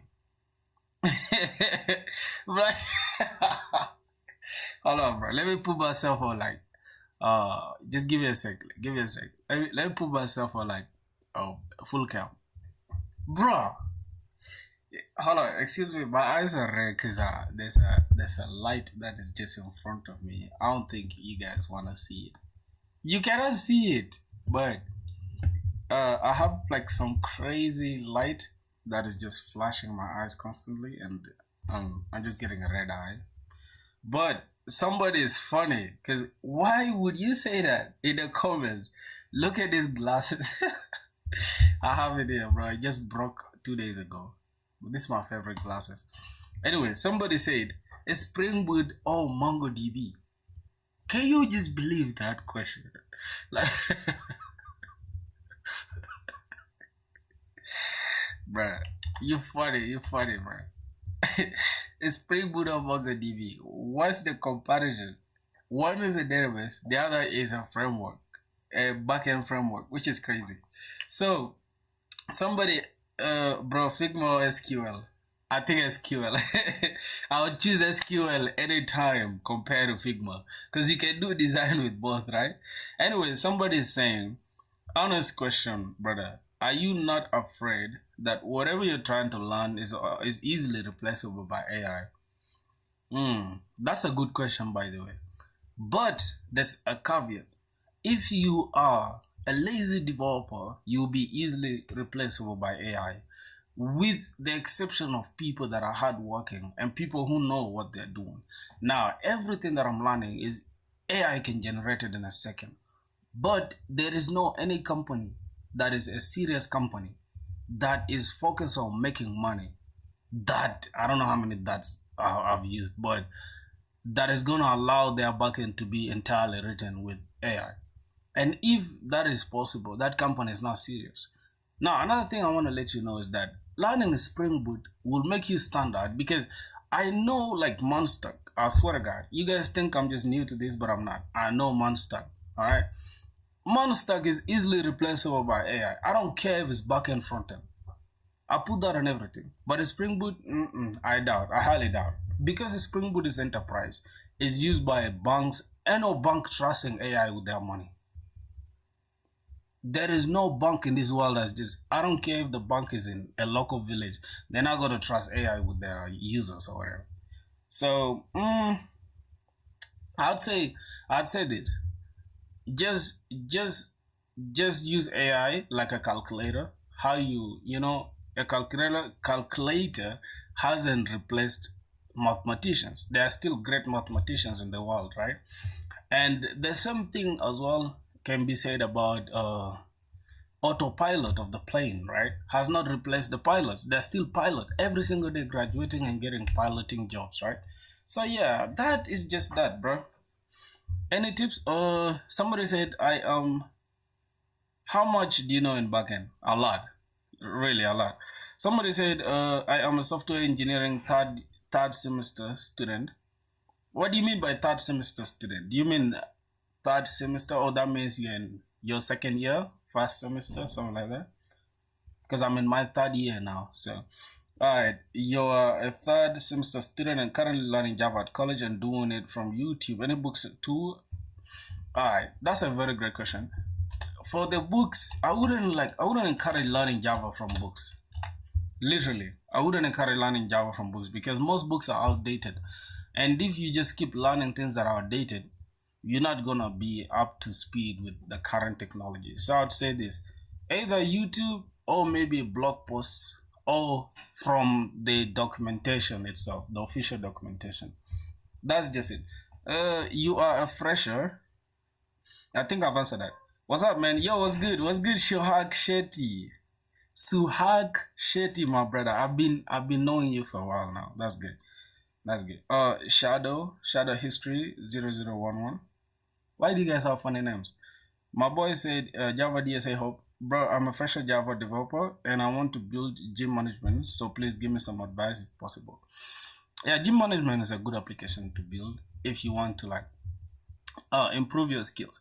One thing I want to let you know is that there is something worse than vibe coding, which is AI vibe. I mean, something worse than tutorial hell, which is AI tutorial hell as well, which is AI vibe coding. I think it's AI vibe coding hell, right? When let's say for example you want to build that gym thing, whatever. If you give it to AI right now, it will spit out the entire code for you, and you will paste it in your IntelliJ or code editor, and you feel productive, right? Because oh, I've built something. At the end of the day, you haven't learned a thing at all. If you go back, you'll find out like you don't even remember anything. If you try to do it yourself, you'll not learn. Now that said, if you go to like an interview, well, the job, I mean, the application you built might get you the job, right? I mean, might get you the interview. But when it comes to defending your whatever that you created, you cannot defend it because you don't know how it was built, right? Even if it's you that built it. So I wouldn't say it's a good way to do it. But if you are doing Java, that project for the sake of learning, then it's okay to just use AI to teach you what to do, right? Just like the system I'm using right now. I have like 3 tabs open. The first tab is to give me the overview of the project I'm building. The second tab is to get like in-depth, like let's say I pick one part here, for example, entities, and I go in depth in the next tab about entities. I already know about this, but I just want to like enhance like my knowledge on that.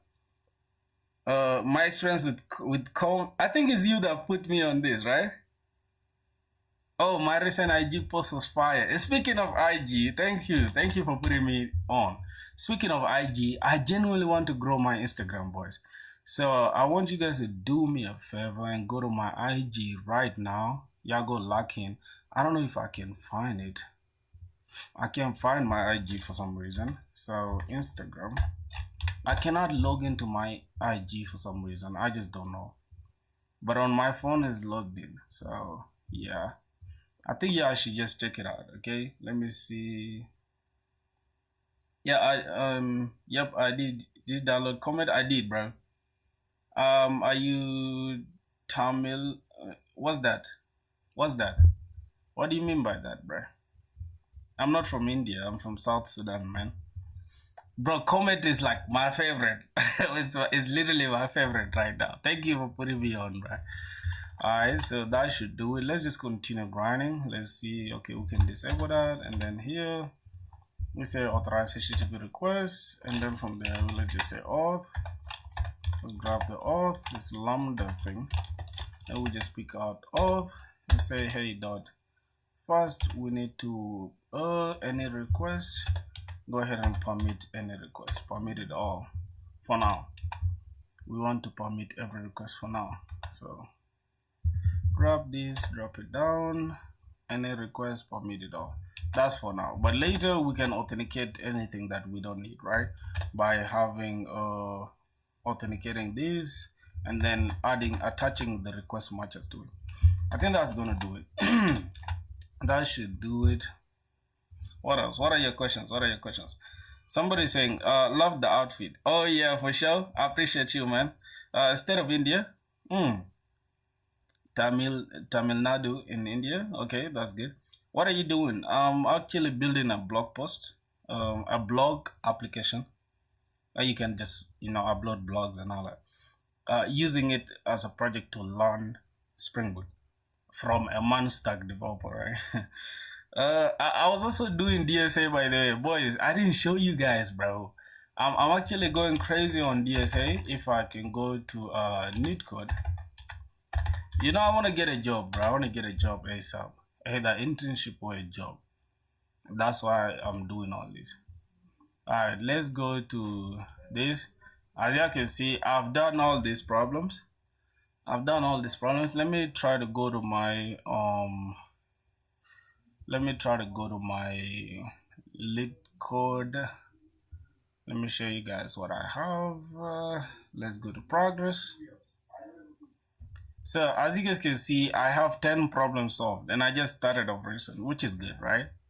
We're moving. I have 2 medium problems solved, bro. All right, so that's it. What are you guys saying? What about learning Python, data analytics, or AI ML? I think AI ML is the best. Scientist, yeah. I think a data scientist is more important compared to a data analyst. Nobody really cares about you analyzing data, but can you do something with that data? Told you, my boy, Comet is crazy. Quick question: best free YouTube resource to learn Mon and TypeScript. Oh yeah, interesting. Oh, YouTube resource. Who can I recommend? Oh yeah, alright. It's an Indian dude called. Let me see. I don't think he's Indian. There's a dude called Consistency. I don't think he's Indian. Consistency. He's not Indian, but his teaching style is literally the best. His teaching style is the best as far as JavaScript, and yeah, this dude called Consistency, he's the GOAT. Check him out. What do you need to do to become best data scientist? I think you can do your research now. Mostly for data science, it deals with big data. It depends on what you want really, but data science focuses extremely on like big data and all that. Yeah, so if you can get good at that, it's easy for you to to venture into AI and ML. So I think I've answered your questions. There's this dude called Consistency, and also there's another guy called man, I'm forgetting his name. God, let me just say JavaScript. Let me say JavaScript full course. But I don't encourage full course and all that. I don't encourage all these things because they make you lazier, bro. Let me see. Yep, this guy called Hussein Web Dev. I don't encourage this though. Just do it if you want to, but you can end up in this tutorial hell, which is not good. Okay. That is, how much hours are you studying, and how do you manage study all things in your daily life? All right. I like, bro. You guys are asking some cool questions, though. You guys are asking some great questions. All right. I think I need to open. Notion so I can show you guys. So here's the thing. Assuming like right now, let me just create a new page. Let me say this is how I do my time management, right? Like in a day, let's say it's coding. Matter of fact, from morning to evening, right? I mean, from morning to like 2 p.m., right? From like 8 a.m. to from 8 a.m. to like 2 or 3. Let's just say 2:30, right? Well, let me just put it at 3 p.m. All this time is just uni, right? Come side. This is like when I'm at school. After that, from 4 p.m., right, up to night, I'm free, right? Up to like any time I want to sleep at. But I normally like try to study at least 5 hours or 4 hours a day. So put it up to 8 p.m., right? That's like 4 hours, but I'm gonna just put it at 9 p.m. for now, right? So we can have best case scenario. Best case scenario, we have 5 hours. So this is either live streaming. If I'm not live streaming, I'm probably doing just, either Java or Spring Boot, or just doing DSA. It depends really. So from then I just watch a movie like from 10 p.m. up to like it depends really. From here I can do anything, either watch a movie. This is just entertainment, right? I can put this entertainment. It could be TikTok, YouTube, whatever. And then after that, probably sleep, because I normally sleep at 1 a.m. 1 a.m. sleep, and then just repeat the cycle. And now within these hours, like in case the school closes at like 2 p.m., sometimes we close at 1 p.m. depending on like the day, but I normally like to keep it like this. So that is just it, bro. I don't have a lot going on for real, unless it's a weekend, because a weekend is different. I like to, maybe go out, have games or whatever. So that's just it. A suggestion for you, make a chat subscriber mode only, and tell what skills I need to. Suggestion for you, make chat subscriber only. I think that that is cool, right? I'm just trying to I'm keeping the chat open so that we can have as many interactions as possible and not just leave some people out. But as we grow, as the channel grows, obviously we shall need to be exclusive, because not everybody can just talk to us. Or no, you feel me? You gotta be subscribed, And speaking of subscribe, y'all should subscribe if you guys want to. It's not by force. Somebody said suggestion for you. I think that's it. I answered that. Thank you so much, by the way. You said I need to tell what skills I need to build chatbot personalized. Oh, for you to build a chatbot personalized for my business. Okay, I'll reply to that. But first, let me introduce my brother to you guys. This is my brother Ifeanyi from Nigeria. My brother from Africa too. He's our channel. What's the name? Channel what? Moderator, right? Yeah, he's our mod. That's my brother right there. Hey, welcome, my brother Ifeanyi. People who want to chat anyways, gonna chat to increase your sub count. Yeah, that is true. That is true for sure. I'm going to implement that. Thank you for that suggestion. You said what skills do you need to build your chatbot personalized for your business? I think chatbots are not that hard to build really. There's skills that you can maybe, I think Mon should do it, right? But basically just Next.js on the front end with ShadCN probably. ShadCN, and then I think that's a Tailwind. And after that, then just basic knowledge of AI prompting, right? Because then if you need a chatbot, basic knowledge of AI prompting, then you can just pick any LLM, right? Large language model of your choice. It could be GPT, it could be whatever. It depends on you really. So you just need to understand basic AI prompting, because then you need to explain to AI what you need to do. You can just have something like, assume you are this and that, and I am doing this and that. And yeah, I think that's it. You just need basic Next.js, ShadCN, Tailwind, and then AI prompting. And then you choose your specific LLM. That is okay. Wait, there. Yo, Brady. Alright, that's good. I think I answered that. Yeah, boys. If you have any questions, I can leave it down below. I'm gonna answer them. So let's get straight into it. Let's continue building what we're building, my brothers. Is there any problem if I build my whole business website with HTML, CSS just on the backend? No. There's nothing wrong with it. It's just that it will take so much on your time, right? Because the reason why we have frameworks is to make work easy for us. Especially CSS, I fear CSS. I fear CSS. I don't know why. That's why you see I'm doing backend. I literally have, like, I hate it from my soul. I just hate CSS. So if you're cool with CSS, then go ahead and do that. There's no problem. Our security config, I think that is done. What else? We just need to build the controllers, add REST controller, and we just need request mapping, and then we need all argument constructors. Now for request mapping, here since it's a user controller, we're gonna need to create API / who can have users or auth, something like that. That's okay. API / auth, and then we can have the rest of the things that we need, and the service as well. We need to annotate this without service. How do you see job markets? And in India, jobs are very low. And how can you make projects and make my resume as ATS friendly? And also, I get stuck when interviewer asks some deep questions. Hey, bro, speaking of interview experience, bro, trust me, that stuff is hard as hell.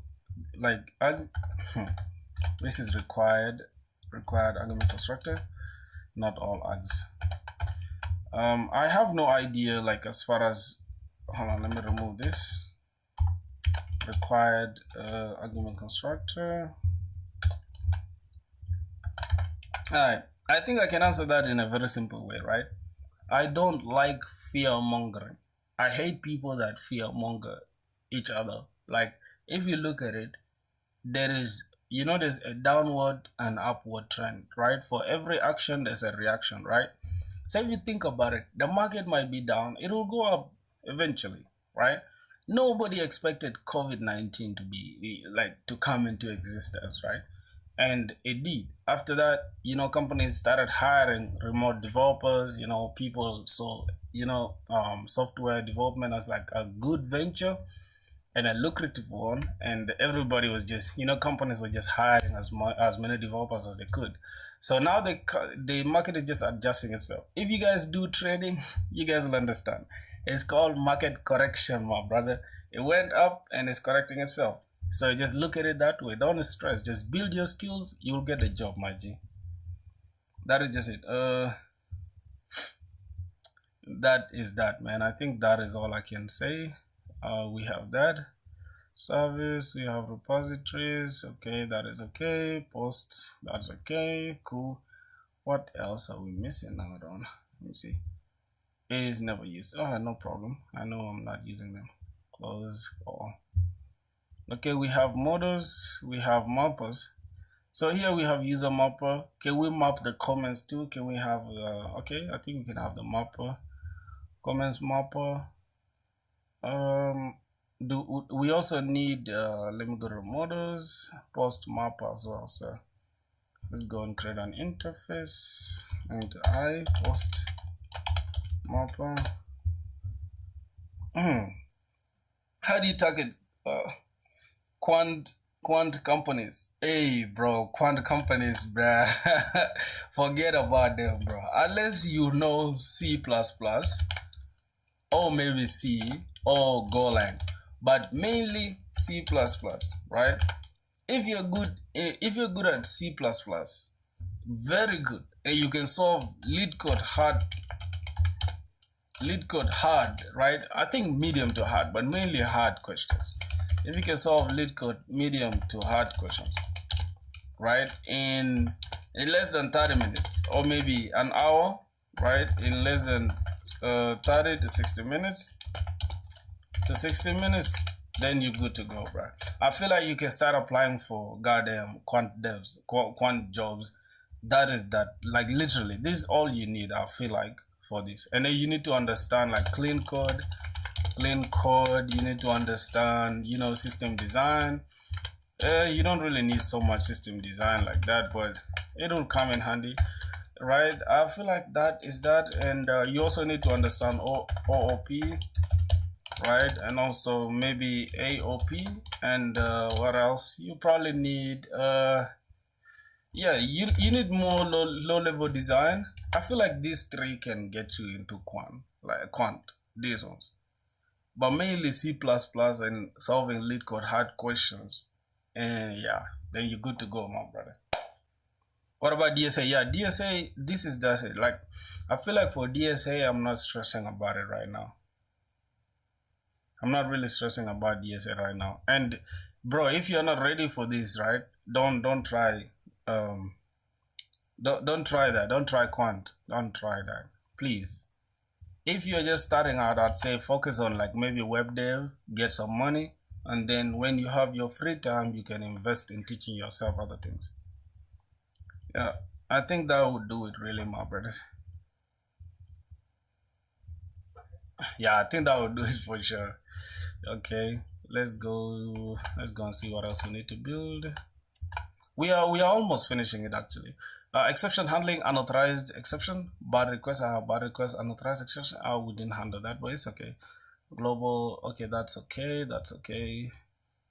CRUD, oh, we need to now register a user, and then we need to have a post service, user service, which will implement user registration, post service, which will CRUD for authorization with authorization checks, and then comment, we also need authorization checks, and then the auth. So these are the two different services. We need user service, post service, comment service, and auth service. Let's just go and create that. We have user service and then auth service,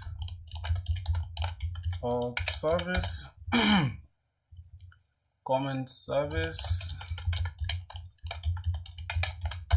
and then finally we're going to have post service. I think that is that. Auth service is going to be the one for JWT. Alright, I'm just gonna keep it here. I'm just gonna say JWT service as well. JWT service.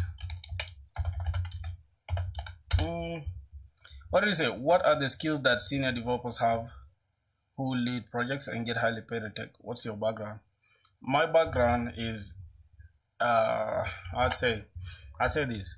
I was literally not interested in tech as far as I'm concerned. I was just a person who was matter of fact, back in Egypt, right? Because I was in Egypt in 2023 downwards, no, 2022, something like that. I was in Egypt, right? I was in Egypt studying electrical engineering. Electrical, right?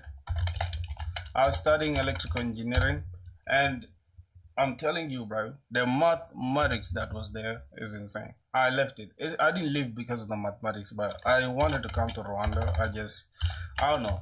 I said I would just come to Rwanda. So after I came to Rwanda, I didn't find electrical engineering in the college that I wanted to go to. So I just changed my major to, boom, I just changed to software engineering. And after that, I was just self-taught since, because obviously my college doesn't teach that much. I can't lie to you boys. So yeah, I'm just self-taught everything. I taught myself Monster, and now I'm teaching myself Java with Spring Boot. So in Monster, I only know React. I actually know HTML, CSS. I think let me just use my GitHub to show you guys what I'm talking about. So I don't like to do so much typing. I'm trash at typing. Okay. This is my GitHub. I can show you guys my profile in a sec. Now, one thing for sure, there's Go here. I don't know so much Go. I just added it here because I literally wanted to learn it. The same applies to Kubernetes. But the rest, I know them, right? The rest, I know them. I know Docker very well. I know I'm learning Spring Boot now with Java. And I know Express, I know Bun, I know Node.js, I know Next.js, I know React.js, I know TypeScript, I know JavaScript, I know Tailwind, I know CSS, HTML, AWS, I know Prisma, Postgres, MongoDB, and I use VS Code. That's literally it. That's a summary of me in a nutshell. I need to remove actually Go. Let me just go to this. Let me edit it real quick. I need to remove Go because people be asking me a lot, bro, do you know Go? No, I don't know Go. Go take it off. That should do it. Commit the changes. Commit. I should do it. Alright. So yeah, I have removed Go. I don't have Go. how much it took you to learn all that? 6 months. Not more than that really. If I let me show you, right? Let me show you guys. Let me go to my channel so I can show you guys the time I started. Let me go to no. Let me go to my channel. Just give me a sec. Alright, let me go to my channel. Where is it? Your channel. And if I go to like videos, because I literally started with videos, and my oldest video, yep, this is it. This is the time I started teaching myself. Like literally, this was my first ever video that I put myself online, but this was a week after I started learning React. Alright, so it's been a week so far since learning React, right? Yes, any way to push code directly from VS Code to Git? Yes, there is. There is, bro. Very easy. Yeah, so this was, it's saying 1 year ago, but I really highly doubt that I spent a year learning this, because I started in October, right, of 2024, and I didn't take it seriously up to April 2025. So it's like 6 months, if I'm not mistaken. Yeah, 6 months. This, you know, like after this, right, I gave up for like 2 to 3 months, bro. This was around October, and I gave up for like something up to March, up to April, because my birthday is April 4th. So after my birthday, that's when I sat down and I was like, all right, man, I just gotta lock in, bro. You get it? I just gotta lock in. And after that, that's when I was like, all right, 6 months in. Yes, I started immediately after my birthday. That's correct. Did you get a job? No, not yet, bro. Unfortunately. Haven't applied. I only had 2 interviews and I failed all of them because I was lazy as hell. Yeah, I was lazy as hell. I didn't pass an interview at all. That was too terrible, bro. But I'm now trying to get back to the grind, you know, the speed of like coding every single day and trying to like do something with my life. And Munstuck really burnt me out. I can't lie to you, because I was so bored of Munstuck. Let me show you what I've built with Munstuck. Just give me a sec. Let me show you what I've built with Munstuck. I have a lot of things I've built with Munstuck, and it literally just burnt me off. That's why I switched to Java with Spring Boot. I failed my 2 interviews by the way. Is there any way you can push a Git directly? I'll show you. I'll show you how we can push a Git directly. Just let me see. I have bundev. Hold on. CD backend. Okay. Bundev. Run the backend. Then CD. Let me get back here. CD frontend. Okay, then we have bundev as well. Bundev, and let's check here for a sec. Let me say here. I need to check the Docker if there's anything running. There's nothing running, so let me just open Docker. Alright, I think it should be running now. I need to just close this off. Close that off. Okay. I need to close this IntelliJ off as well, because IntelliJ and VS Code running at the same time, and I'm using M1. This computer is going to burn. Alright, so let's go and run this. Let's check Docker PS. Okay, let's say Docker compose up in detached mode. Let's run that for a sec. And I think we need to push this, right? If I say Docker, burn x prisma db push, let me push the schema to the external database. Okay, now our database is connected. Now let me just go ahead and open this application. This is the network. All right, let me open this in localhost so you can see. Show me your projects. All right, I'm gonna show you. So this is my project. As you can see, we have light and dark mode. We have, this is called Filthy Store, right? It's a legit store for selling beats as a music producer, because I'm a music producer. Fun fact, you guys don't know this, but I think the OG people who've been, you know, with me since, they know that I make beats. So I'm a music producer and a programmer as well. Now, let me just log in with Google so I can show you guys for a sec. Yep. So before that, let me open up this stuff called eraser.io so I can show you guys something. Eraser.io. Let me show you guys something. All right, let me go to Filthy Store Architecture. This is like the entire tech stack. If you guys are wondering, this is what I used to build this application. So I'm using Better Auth for authentication. Framework is Next.js, styling is Tailwind, and ShadCN. Language is TypeScript. Runtime is Bun. The same applies to the backend. Auth for the backend, protecting the routes and the APIs. I mean, the endpoints rather. Better Auth, and framework is Express. Runtime Bun. TypeScript is the language. We have ORM, which is the object relational mapper. Which is Prisma that talks to our database. We have storage, AWS S3 bucket, and database is PostgreSQL. And we have resend for sending emails. Now, this is the entire flow of what's going on. I cannot show you guys this for now, but I can just explain it using the project. Now, this is a project for music producers to sell their beats, right? This is an application for producers to sell their beats. This is the dashboard. If you've been using ShadCN, you know this is a default ShadCN thing, right? Later I can just customize it here and just have sales or total revenue, whatever I can have here as new customers. This could be artists and all that. I will customize this later. And we have login logout functioning very well. Upload. Now let's say I want to upload a beat, right? If I go here to drum kits and loop kits, you'll see there's nothing here, right? But if I go to upload something, let me just go to upload and I say, hey, go ahead. By the way, from here you can just go direct to upload, right? So let's say I want to upload something called new loop kit, right? The description can be, wait just a sec, can be new sounds that organic and not recycled.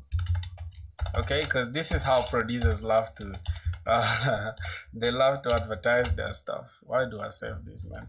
Okay, I normally sell my beats as $29.99. Let me go ahead and select a beat of mine, one of the beats. Let me go to music, beats, and I can just select this Blectionary beat, and I can just go ahead and say give us the image. Now let me go to download. Any image will do, but I like this drum kit image. And after that, let me just inspect here so I can show you guys what's going on in the console. If I just click upload right now, you guys will see it's a multi-part upload. So what's happening is that the audio is going direct to S3 bucket, the same as the image. The image, okay, kit uploaded successful, that's cool. So the audio and the image, the actual files themselves, they're going to S3 bucket, and their URL links are going direct to my PostgreSQL database. And once you come here and just make a database call, you see we have the same exact thing here. Don't want to change this, but it's not supposed to be add to cart. Just hold on, let me go to the front end, let me go to the kit. Hopefully I didn't forget anything here. All right, let me go to the kits card. Just give me a sec. What's going on with Better Auth supported transaction, whatever. Okay, it's all good. I will just change it later, but let me go here, and I want to change this from add to cart to just buy now. Okay, or just buy. Okay, just have it as buy now, and then I will answer the question of the brother that asked how can we push direct to Git from here, because now I've made a change and I will have to push it to Git. Let's go back here and see we have buy now. So if I click buy now, something will happen right now in a sec. You see that we are being redirected to a payment provider, which is Dodo Payment. As you can see, Dodo Payment, and we can pay actually using success card. This is going to be the card holder name, success. If we want to test with failure, we can test as well. Let me just go ahead and select that, and expiry is here. Just copy that, paste it here, CVV or CVC also here, and let's just pay with the card. Now you see, no thanks, don't save it. Payment succeeded, no thanks. As you can see, payment successful. After that, we shall be redirected in a second. You see that we shall be redirected to a custom page. I'm lazy to create this though. to create a custom thank you page after the producers or artists purchase something. Thanks for the purchase. Please check your email to download your kit. I'm too lazy to complete this, but it is what it is. As you guys can see, everything works.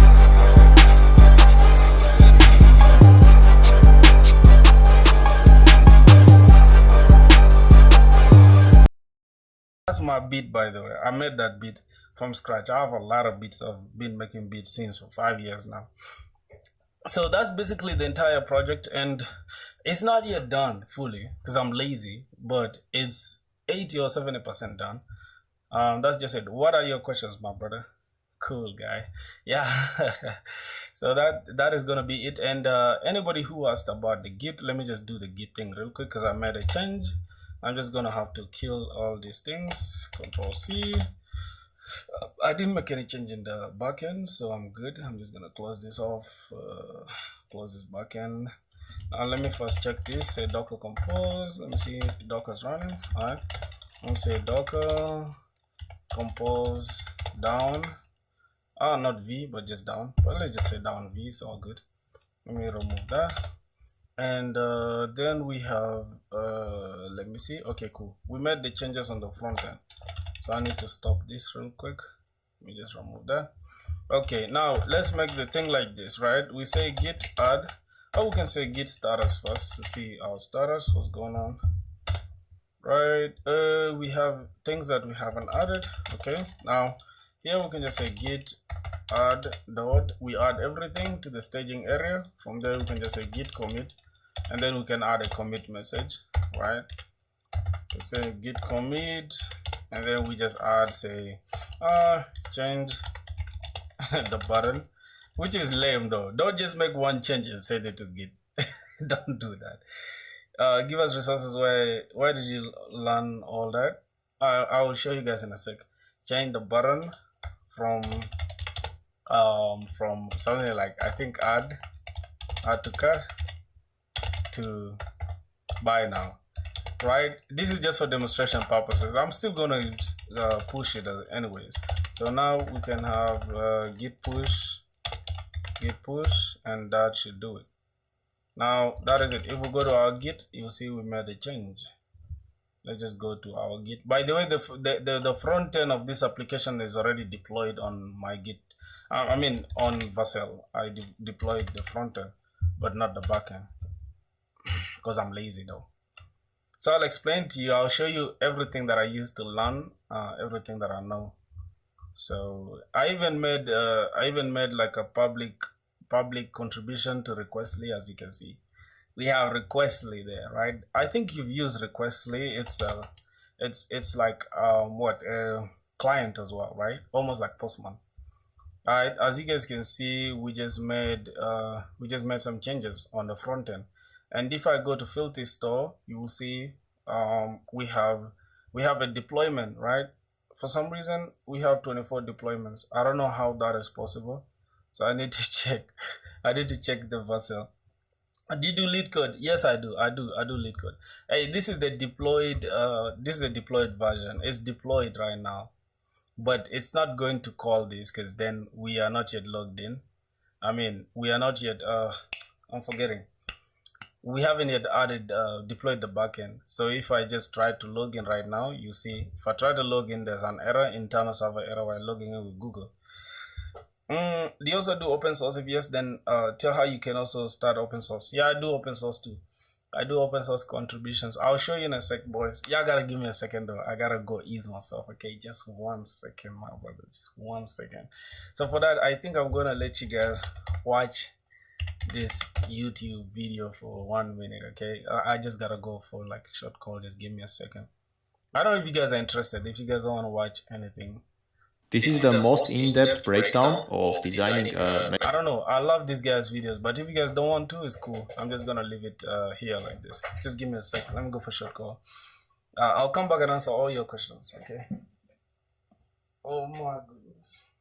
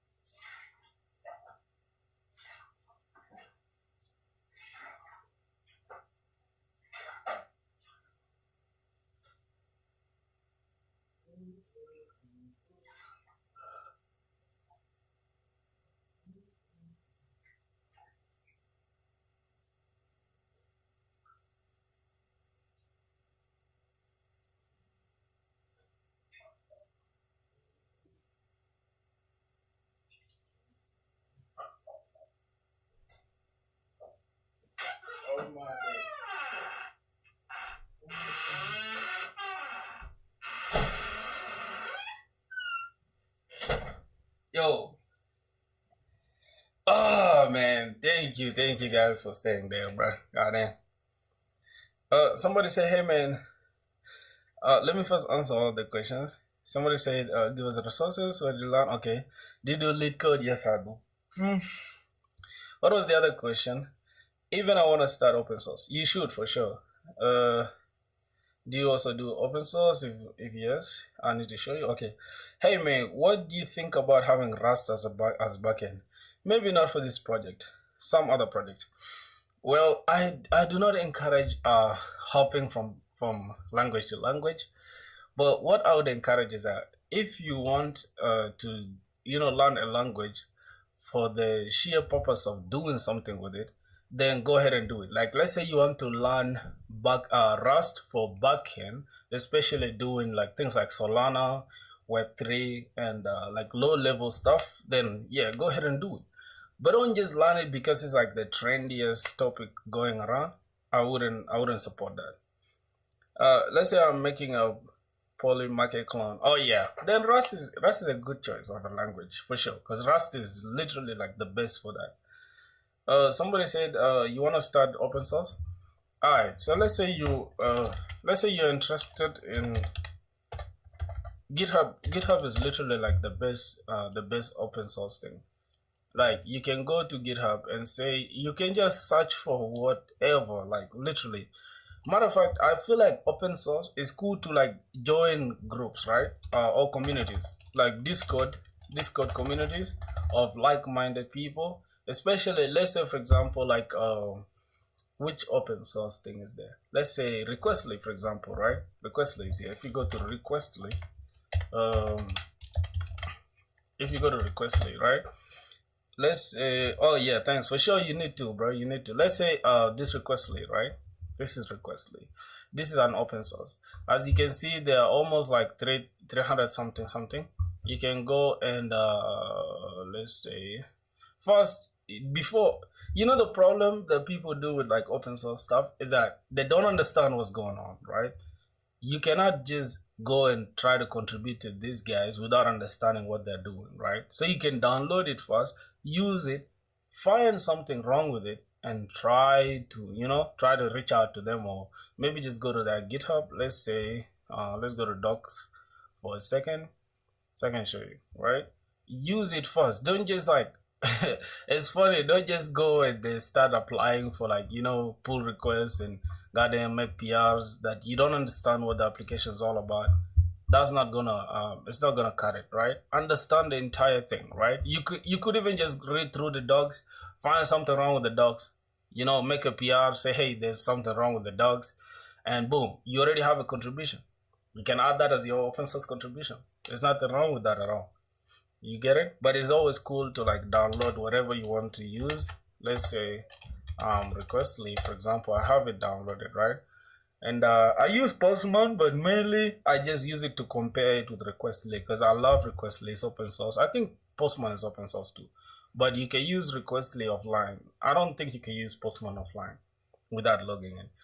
How often do you stream? Respect the grind, brother. I do a lot of streams for sure. Yes, so after knowing the fault, what do you do next step? I want to know. Okay, cool. You can go to the GitHub like this, for example. I stream like a lot. I stream a lot. So you can come here and then just make maybe open an issue or just make a PR, right? You can make a pull request. You can create a new pull request, right? Let's say here I have a new pull request. Hold on, compare, review, just anything. Okay, I think the best way is to create an issue, right? You can just come and try to find an issue and say, hey, there's an issue. Yep, you can say, hey, there's an issue. Like for example, you could have a problem. Say, hey, there's a problem. You can say, there is an issue. There is an issue with login. Right, and then just do whatever. You can leave a comment or anything, these people, they have moderators. Obviously, not anybody can just contribute. You understand? You need to be like somebody. You gotta give proof that you're somebody who knows what you're doing. You understand? Yeah, for sure. So after that, then it's easy for them to reach out to you. And the open source guys are always online. Trust me, whether it's 8 a.m., whether it's 10 p.m., whether it's whatever, they'll always reach out to you. Hey, you open an issue. You can discuss with them via the email, or maybe, just get it done with. I feel like that's the best way to do it. And by the way, contributing to open source is the best way to stand out from people who are just building projects or submitting to do apps and stuff. Everything that you see I'm doing right now, I'm just using it to learn or teach myself. I'm not really literally using it as something that I want to use in my resume. Except the other Filthy store thing. I also have another one called Filthy Wave. I have a lot of projects, but yeah, I think that's gonna be it for project showcase. I think that's it. So if you're asking how often I stream, I'll be streaming every single day. I've been lazy of recent. I've been lazy. Let me just refresh this so I can show you. I've been lazy like crazy. Oh my god, that's a rhyme. I've been lazy like crazy.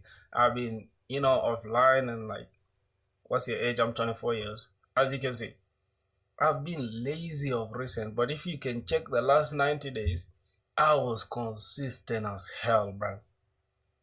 I was super consistent until somewhere here I started becoming lazy. It is what it is, though. At the end of the day, that is life. There's ups and downs. Right? I'm 24 years old, my brother. If you're curious. Alright, let's continue building our application. Show revenue. I haven't yet made money from YouTube. Oh, I've made money from like affiliates and something about somebody that I think is a sponsor or whatever. They wanted me to just make a 4 minutes video and they gave me money. It was like I don't think I'm allowed to speak about this, but yeah, whatever. It's like it was a very small amount anyways. Glad, man, because I'm just starting out with coding and already got a lot to learn from you. Hey, yeah, thanks for sure. Thanks for that. Will you make a video on building something like Polymarket, like an order book, hopefully L3 order book? Just a suggestion.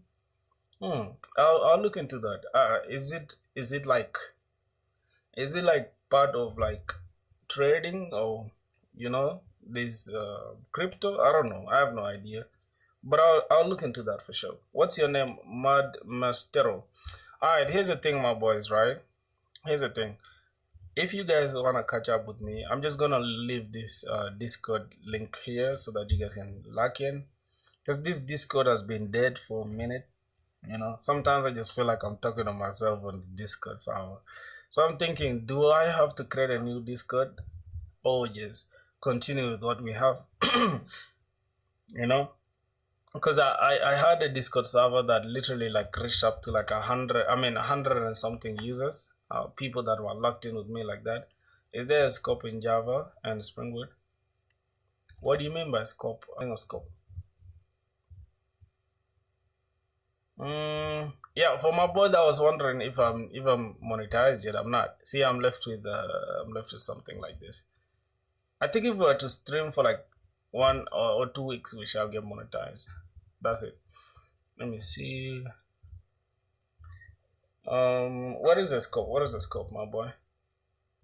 I just have a Discord server that I want you guys to like join so that we can lock in. Like, let's say I'm going live, so we can catch up with each other. You feel me? Yeah.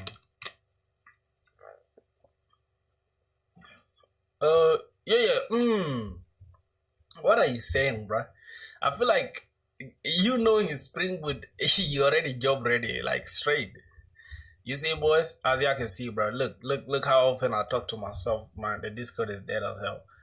That's crazy. I don't think we have to use this Discord really. I'll have to just open a new Discord. But for now, let's just join this Discord so that when I open the new one, we can all join it at once. So I'm just gonna go ahead and try to Let me see, how can I even send this invite link? Okay, invite to server. I'm just gonna go ahead and edit. 7 days, it shouldn't expire. Generate link, copy. All right, so let me just go ahead and send it inside this YouTube, your channel. For how long have you been streaming for, my boys? 2 hours, that's crazy. All right, I'm just gonna send this, and yep. Yeah, I should join the Discord, my boys. Join the Discord. We're gonna grind on Discord. What's your thought on coding Shadow Spring Boot cohort? I am going to buy that. What's your opinion? I don't think you should buy a course. I don't know if it's just a hard tech, but 9 times out of 10, buying a course will do you more bad than good. You know why? Because you'd have spent your money, and if you didn't learn, like after that course, if you literally don't learn anything, you're gonna hate yourself. So I would say this: don't buy any course. Everything that you need is freely is out there. Is already out there. I swear to God, it's already out there for free. Unless you have the extra money to spend. Even after that, I don't think it's worth it. But if you have the extra money to spend, I would say consider something that is like maybe on Udemy or maybe Coursera. I think those two. But I don't think you should buy a course for sure. I don't think. Everything you need is already there. You can say Java full course, you will get everything you need. Like literally, this is the video you need to learn the entire Java here from Brocode. After that, you can just go for Spring Boot full course as well. I don't think you should be doing this, but I'm just telling you guys, you know, the resources are out there. You can don't watch this that's like super long. I don't think you should watch that. But yeah, you can start with these 6 hours from this guy, Ultimate Beginners. Yeah, don't spend money, bro. Yeah, ChatGPT is more than enough for beginner, for real. Buying a course is not the best thing to do when you're starting out. But when you have the extra capital, my boy, buy a course, because the only good part about a course is that it is very systematic and it's very organized, and the creators take more time because obviously you're going to buy it, right? So they make sure they put in so much work on the course. That's the only difference. But a YouTube video, there are people that literally put out free content. Even us just doing live streams like this, if you're serious, you can learn a lot for sure. You know? Yeah, that's it. By doing Java development, you can get jobs on. Yeah. Java development, you get a job ASAP. You don't even have to worry, bro. You get it. If y'all want to join the Discord, boys, the link is up there. Y'all can check it out real quick. Okay, you're literally too online. Imagine, bro. I don't know what's going on. I used to have a previous Discord that used to be active like that, but I mistakenly deleted it when I wanted to update something, and I'm not happy with that. So it's all good, bro. We shall grow regardless. You feel me? So yeah, yo, my boy. All right, no problem. So I feel like every single day when we go live, we shall add the Discord so we can all join. It's all good, bro. It's no worries. All right, let's keep building, bro. We got a little bit sidetracked. How to get internships, bro? But it's hard to get. Yeah, it's hard to get an internship. It's harder to get a job. It is easy to get an internship if your school does, you know, on campus, whatever. Like if, how should I call them? You know, on campus placements, it's easier to get an internship that way. If you're in college though, but if you're not in college, then you have to do the hard way, which is going to LinkedIn, you know, connecting with people in the company you want to work for. You know, reaching out to them. Don't just send your resume and just cross your fingers hoping for the best. Just go to LinkedIn, connect with, just look for the company you want to work for. Go to, like, you know, connect with whoever is working there. Maybe hiring managers or recruiters, or maybe people that are good decision maker, and I have the skill set. Here's my resume. Here's my GitHub. Whatever. I don't think HRs care about your GitHub, but your resume will do. After that, you make sure you just have like 2 to 3 projects, but 2 max, really, maybe 3 max. projects, right? Good projects, not just to do app. Don't say no to do app to no recruiter. 2 to 3 projects should be okay. After that, make sure the projects are like, you see, the simplest way is to build a startup. Build a startup. A startup is not, it's not like Facebook. Don't build the next Facebook, but build something that you're interested in, that people would love to use, right? And then add some monetization to it.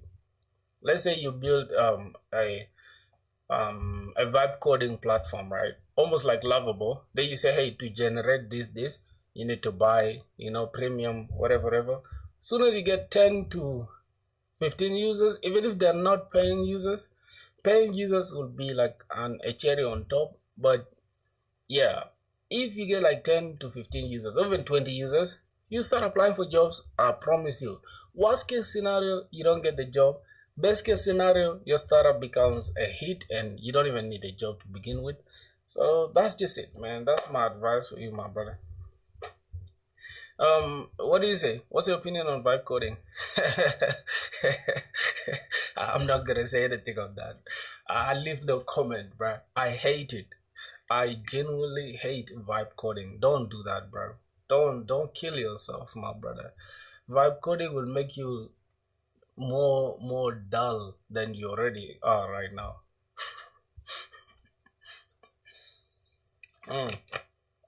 But using AI to teach yourself is the best compared to watching a 10-hour tutorial.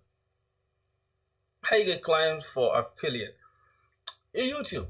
Literally, let's say right now, right? Let's say if I go to my YouTube right now, if you go to like YouTube channel, there's this video. If I go to videos, I think popular video. Yeah, this is the video that literally got me my affiliate.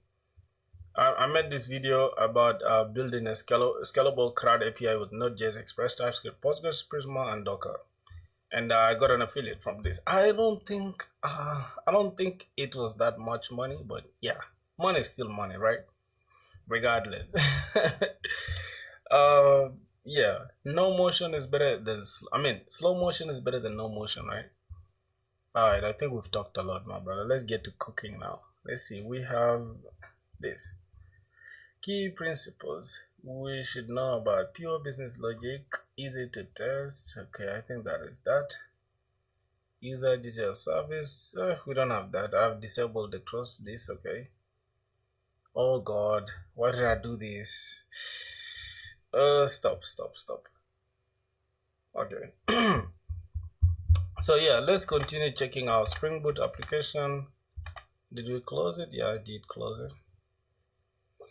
Alright, so that's it. I don't know, did you guys join the Discord, bro? Can you give a brief about the skills like roadmap? Very good. Thank you for reminding me, my brother. Let me come here first to see how many guys have joined already. Oh, we have like 3 people. Come on, brother. Like 12 people watching us. Only 3 people joined. Bruh, y'all tripping, bro. Alright, thank you guys. Alright, thanks guys. Let's go. So yeah, I'm going to build a new Discord server, or maybe I will just improve on this one later after the stream. Not now, but yeah. Somebody asked about what? A roadmap. Okay, interesting. Let me show you the roadmap you can easily follow, right? Let me go. I think I have it somewhere. If I'm not mistaken, I have this roadmap.sh. There's roadmap.sh. Alright, so as you can see, now, depending on what you want to do, backend, frontend, I'd say this, go with backend or frontend. But right now, I'm focusing mostly on backend. So if you go to backend, you choose a language. Obviously, I'm going to choose Java. After that, you understand this. Now you can come here and say, okay, what do I need to do? I need to pick a language, pick a backend language. I'm going to pick Java. Understand the internet basics, like things like how does the internet work, what is HTTP, what's domain name, all that stuff, all that good stuff. Obviously, version control. If you're coming from frontend, you already know Git. You don't have to stress here. Relational databases. If I know MySQL, Postgres, and where is NoSQL? I can't see MongoDB, but I know Postgres, MySQL, and MongoDB. After you understand that, then you come to understanding REST APIs, right? What is JSON? I think REST API is better, and gRPC, maybe these two. Or maybe REST, gRPC, and GraphQL, but start with REST is the easiest to understand. After that, I haven't yet done anything with caching and unit testing and all that. I'll have to get into this. But I have an idea on JWT and auth and basic authentication, token, all this. I have an idea on all this. And then after that, you do some testing, message brokers if you're doing microservices. So that's just it. Now, I don't know the roadmap you are expecting from me, because if you want me to give you a specific thing, it's all about you. Like, you understand? What do you want to do? Do you want to be a backend developer? For me, this is what I did. Java, understanding everything here, understanding everything here. From there, understood everything here within object-oriented. And then collections, haven't done a lot inside collections and concurrency. And I went straight to Spring Boot. That's how I learned. From Spring Boot, then boom, you can see this is what I'm using now. You get it? I understood every single thing here. I understand a little bit of each and everything here. And yeah, that's just it. That's my style of teaching myself. What are you doing full time? I'm in uni, bro. I'm in uni. I don't really have anything going on full time. I'm a student, my third year currently. Yeah, but I do music production as well alongside making YouTube videos. Is DSA mandatory? Yeah, it is. It is. DSA is still mandatory. I feel like if you want to get it, unless you don't want to get a job though, because if you want to get a job, then DSA is mandatory. Because most companies, not even just most, every single company nowadays, especially with the with the surge of AI, every single company wants to act like Meta or maybe a big tech company. Even if they're a small company, bro, they want to ask you Google level lead code. So if you want to get a job, do lead code. Simple as that. Do lead code and projects. So do them together. And I would encourage you to do it in either Java or any language that's object-oriented, or a language that you're also using, right? So me, I want to get a Spring Boot backend job. I would focus on Spring Boot Java and also do lead code in Java. So that's just it, my brother. All right. Please share resources. Which resources? This is it. If you want to learn, I can show you this. If you want to learn lead code, just do neat code. Right, that is it for lead code, neat code. They're all the same. What else? What else? If I want to learn, I use Scrimba. I use Scrimba for. Yep, I use Scrimba, right, for everything I need. Not on Coursera, just literally Scrimba. Not Coursera again. God. Where's Scrimba, bro? I can't see Scrimba for some reason. Oh God, I'm supposed to see Scrimba.com. I think it's Scrimba. It's Scrimba.com, something like that. Yep, it's Scrimba.com. Alright, this is what I use. I don't like CP. What is CP? Damn, my neck hurts. Alright, you come to courses. This is what I use. You can easily watch this, the backend developer path. And like for example, let's say I'm learning Node.js or maybe Next.js. I can just come here and then go to building something. Then look at their style of teaching, bro. Super interactive. Continue with GitHub. Okay. Alright, at this point there's actually only a couple files or folders that you might not yet be a good place for us to be a specific site. You see, you can learn interactively. Let's say I want to type something too, I can type this. Competitive programming. Oh, bro, competitive programming with C++, bro, it's crazy. A lot of people use CPP, C++ for competitive programming. Alright. I don't think you should do competitive programming unless you want to do thank you, valid information, bro. Yeah, for sure. Another thing is the Odin project is also a useful thing to use. You can just come here and it's very interactive as well. You can go to view full curriculum So I want to go with the path of JavaScript. You can do everything here up to React. You can also do databases, go to Node.js, and getting high. Literally, the Odin project is also cool, but I would say do Scramble. It's very interactive. It's better. Alright, so let's just try to finish this stuff. Or if we don't finish it today, we can finish it tomorrow. But I want to like get the most part done with so that tomorrow we can just finish it up. But I think we are 90%, not 90%, 80% done with the setup. So we have everything. We have all the repositories. So let's start with the user service, right? We're already inside the user. We have models, we have the user, creating a user, and all that. So let me just close this. We'll start with the user service. Just finish the user service real quick. Let's go to JWT service. AI will take the job. No, not really, bro. AI will only take the job of a very unserious person. If you're unserious, AI will take your job, literally. Alright, I'm just gonna have here private string. We're gonna have JWT secret, JWT secret, and then we can have private. This time is going to be private int. This is going to be int, and we're going to have JWT expiration. I don't know why this AI knows what I want to do, but it's crazy. Alright, first we need to go inside our resource properties, and now let me show you guys how to generate the JWT secret, right? We want to generate the JWT secret like this. There is ghosting.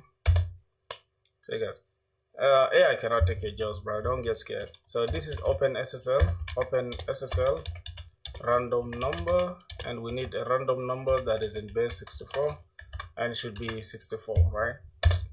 Then it will give us a random string, and we can just go and use that random string inside our secret. And then expiration, we can just do it like this. For the expiration, let's open calculator, and we can do something like this. We need to calculate. First, we need 24 hours. We need to convert 24 hours into minutes, into seconds, in 2 milliseconds. We multiply it by 1,000, and this is what we get. So it's 8640, right? 864, and then how many zeros? 1, 2, 5 zeros. Okay, 864, then 5 zeros. Cool. 8, because we want it to expire in 24 hours. So 864, 1, 2, 3, 4, 5. All right, that is that. And we have our Docker compose file. Okay, that is cool. All right.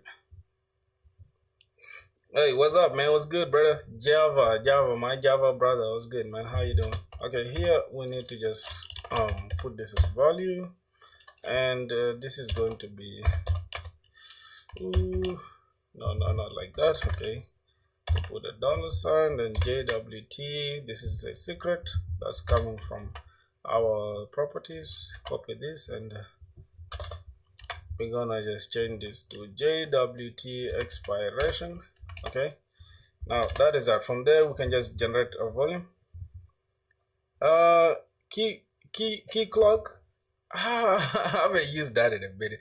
I haven't tried it, by the way. That's the funniest part. So let's just try to generate a token. I haven't tried key clock. People have been talking about it. String to generate token. Not now we cannot generate token without first converting that string, right? How do you manage both front and back end? A little bit hard, I think. Yeah. Don't do back end and front end at the same time. Focus on one. I'm focusing on back end fully. As soon as I finish back end, I can now just sprinkle a little bit of front end, because these days it's hard to get a job when you're specializing like that. These days you gotta be a doer of everything and a master of none, right? Haven't looked into it, but what does it do? Let me what does key clock do? Let me just remove this for now. What does key clock do? Just give me a second. How do you remember all this? Just the brain, my G. Where you do it, you store it. It's almost like asking, how do you remember, let's say, how do you remember X something? I remember like, let's say differentiation, right? Integration and differentiation. You know, there's some things you do like in calculus, right? You just naturally have them in your blood. You gotta sleep by. Okay, my brother. No worry. See you tomorrow. I'm gonna end the stream soon. I just want to finish this this part real quick. You know. So yeah. I think that's it, man. You just gotta store it in your brain. First, for this one, we gotta have public key, and then we just gonna say get sign in key, which is that. And then here we need to just create a byte, an array of bytes, right? Or an array of bytes called key bytes. Is that the spelling of bytes? Bytes like this. Key bytes is equals to. Now we need to get the the decoders dot base64, not the URL. This one, and we just pass in our JWT secret. Then from there we just need to return the keys, and then we just keys. Then we just hash it with the dot, and then we put in the keys, not hash it. This is the algorithm. Okay, that is that. That is the sign-in key. Thanks for all the answers. I have an interview tomorrow. Wish me luck. Hey, my boy, bro. As soon as you get a job, man. Here's the thing. As soon as you get a job, right, you need to come to the stream and celebrate with us, alright? No worries, man. I'm rooting for you, my G. Let's just generate a token. Let's generate token. I'm about to end the stream soon, though. I just want to finish this part first. Generating a token. Now, how do we generate a token here? We need to pass in a string first. This is taking a token. It's a token. Need to pass in dot. What is that? Generating a token. What are we returning? We need to return jwts.builder, and then we can pass in a couple of things. First of all, we need to get let me come here. We need to pass in not the token. Then we also need the username string. Username dot set subject. Now the subject is going to be what we have. So not the token. This is going to be a hash map. Good. This is going to be a hash map. A map that takes in an object, right, which is string and object, and we are going to call these claims, and then we're going to have a username as well. So set subject, we need to pass the subject as the username, and then we need to set what are you saying? Generate token? You're right, bro. Generate token. That's when your brain is thinking about a lot of stuff, right? So we generate a token, then we set subject, then we can set claims, and then this can just be extra claims. Let's call this extra claims claim. Okay, we can have extra claims, and then we pass in as the extra claims. And finally, we can just set issued date, which is the issued. We just have new date, and inside new date we can just have system dot created time in milliseconds. Then we can have set expiration date, which is going to be the new date, and we can just have system dot current time in milliseconds plus the JWT expiration date. And then finally we can just say sign in with, then we can just pass in the token, right? Did we have the token? No. Sign with, we have to get the sign in, get sign in key, and then we are assigning it with signature h65, and then finally we can just compact it, change it into a string. That's just it. I think that is it. That's gonna do it. I don't think we should really focus so much right now on this JWT method thing. Let's just focus on making sure we have. All right, so we have this thing for the user service. First we need to inject the user service as user service, and then we need to create a post method that is going to be for creating, right? And this is going to be register.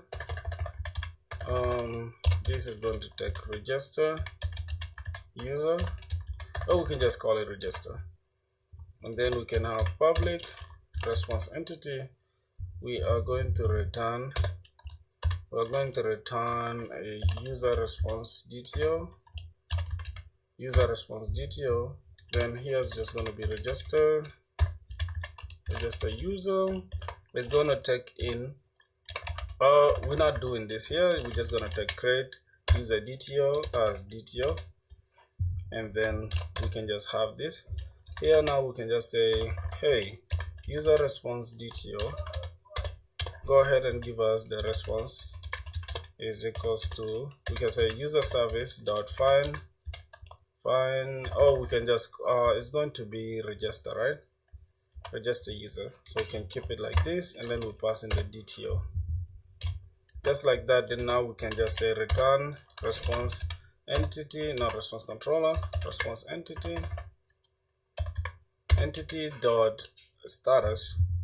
Then we pass in the HTTP status code, http.status.created, and then the body we pass in the response. Finally, that is what we have in your project. Your access token ready. Can you make refresh token? Yeah. In your project have Swagger? No, I don't have Swagger. I'm going to use just Postman. I'm going to use Postman, my brother. Let me just go ahead and grab go to the service. Let me create this real quick. Private final I user repository as user repository, and then private final password encoder as password encoder. Okay, then private final, we're gonna need what else? With user service we have the repository, we have that. Then we're gonna need the I user mapper. Okay, user mapper as user mapper, and that should be it. What's going on here? No auto IO bins on okay, no problem, we shall do that, but for now let's keep it like this. Public, we have user response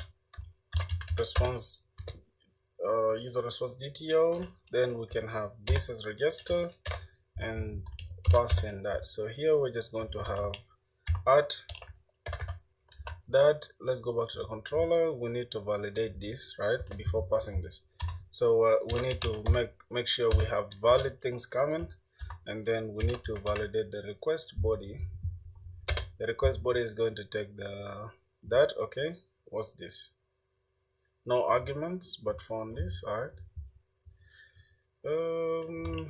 Create user DTO as DTO, and then we need to go ahead and create JWT auth filter for check this is bearer token. Yeah. Not now though. I have it yet. I mean, I haven't yet gone for it, but yeah, I will do the filtering. Just give me a sec.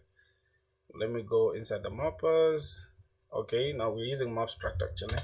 So I'm just going to say mapper, and here we're just going to have component model. Inside the component model is just going to be string, and we can just go ahead and map this. First of all, we're going to need to have at mapping.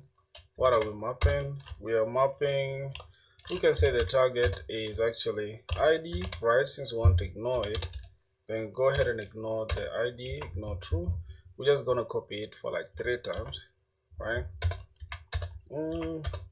Now here's the thing though, I feel like the user model, right? I feel like the user model, we need to know when we created the user. What time is it over here? It's almost 8 p.m. as you can, I mean almost 9 p.m. It's almost 8:30, right? It's 21 minutes past 8. I think in India it's like 1 a.m., bro. That's crazy work. Yeah, bro, that's crazy, man. That's crazy, bro. I think we need to include the role as well. So let me just go and get the response DTO. I mean, user controller. Just let me open the user, the DTO, user DTO, create user DTO. Yeah, by default, everyone will be just a regular user, I think. Login user DTO. Yeah, we're just gonna use that. We're just gonna use that. So let's just do it like that. All right, this target, we need to leave out the password as well. What else do we need? Cause what's that name?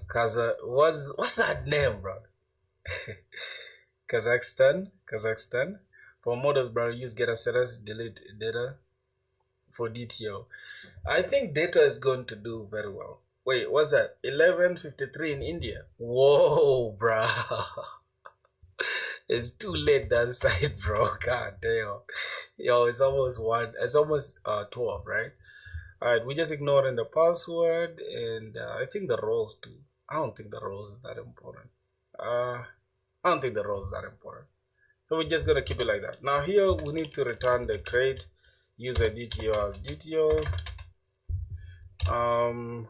Finally here we need to user entity. We're converting from entity to DTO or from DTO to entity. I'm not sure. Here we're gonna take user. Okay, and then we don't have any errors. That is that. It's gonna copy this down. I don't think we need to update a user, right? So we don't have to worry about that.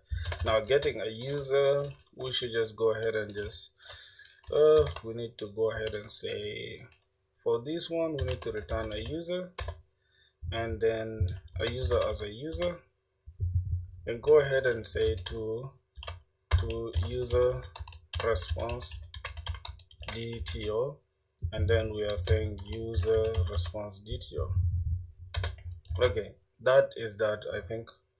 And we can just go ahead. Maybe he's from United Kingdom. Where you from? I'm not from the UK, bruh. I'm from South Sudan, bruh. Goddamn. Why do you guys think I'm from the UK? I'm not from the UK, man. I'm from South Sudan. South Sudan. I don't know if you guys heard of there, but yeah, I'm from South Sudan, man. It's my country, brother. You feel me? That is my country. Answer images. Yeah, this is my country, brother. A land of tall people, bruh. Average height is 6 foot there, like in my country. Yeah, some people are short though, but yeah. Kazakhstan, bro. What's that name? What the hell is? Okay, I need to first hear the pronunciation, right? Oh God, how do I pronounce that? Kaza what? Let me see. What's that? Oh, pronunciation is Kazakhstan.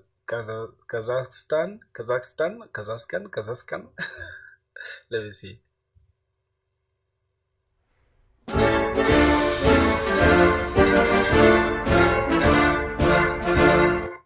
Yeah, bro, I have a hard time understanding or maybe pronouncing it. But boy, Amir is laughing at me, bro. You drunk, man. Maybe it's from the United Kingdom. I'm not from United Kingdom. Can you check ID? It's 12:10 in Nepal. Hold on, where's Nepal from, bro? I need to check on the map, right? Where's Nepal from? Nepal. It's Nepal. I need to check Nepal on the map, right? I need to understand where's Nepal from, because for some reason you guys have almost the same time zone as India. Funny thing, maybe people outside think Africa is a country. Yeah, bro. Here's the thing, a lot of people don't even know, right? Because they just assume. Somebody asked me, it's like, bro, Like exactly, bro. When I was in Egypt, man, that shit was the funniest. I was in Egypt, bro, and some Egyptian dude came to me. He's like, I was at the airport. The day I was leaving, right? He's like, hey, bro, where you going? Are you going to Africa? This dude he's from Egypt, bro. How do you ask me if I'm going to Africa, bro? Like, goddamn, do they teach you guys geography, bro? Nepal is on the shoulders of India. Okay, that's interesting. That's interesting. How you doing, man, Amir? How's everything? Um, hey, man, can you guys see the Discord server linked up there though? Cause y'all watching the stream and you guys not joining the Discord. What are you guys doing? Browser, I'm using Comet. It's some dude, one of my people that watch my streams. He suggested for me that. Yeah, he suggested for me that, and then yeah, since then I haven't changed the browser. I love this browser called Comet. It's literally cool. You can just like the next page is just AI straight, like it's AI driven everywhere, which is cool though. Which is cool. Sometimes you don't want to like look through links; it can do it for you. Alright, that is that. Let me see. Just finished my exams. You're not chilling. This browser is very good. It's too good, man. It's too good. Hey, bro, you just hold on. You finished your exams, so now you are for holidays or what? Yeah, the browser's too cool, man. The browser's very, very cool, bro. I promise you. Like, look how it brings my YouTube channel. See how it makes it look good, bro. Hey, man, we had. I thought, bro, here's the thing. Somebody should take it to 11111, like 111, bro. Somebody should subscribe real quick. I want to see 1111 here. Do it now, my G.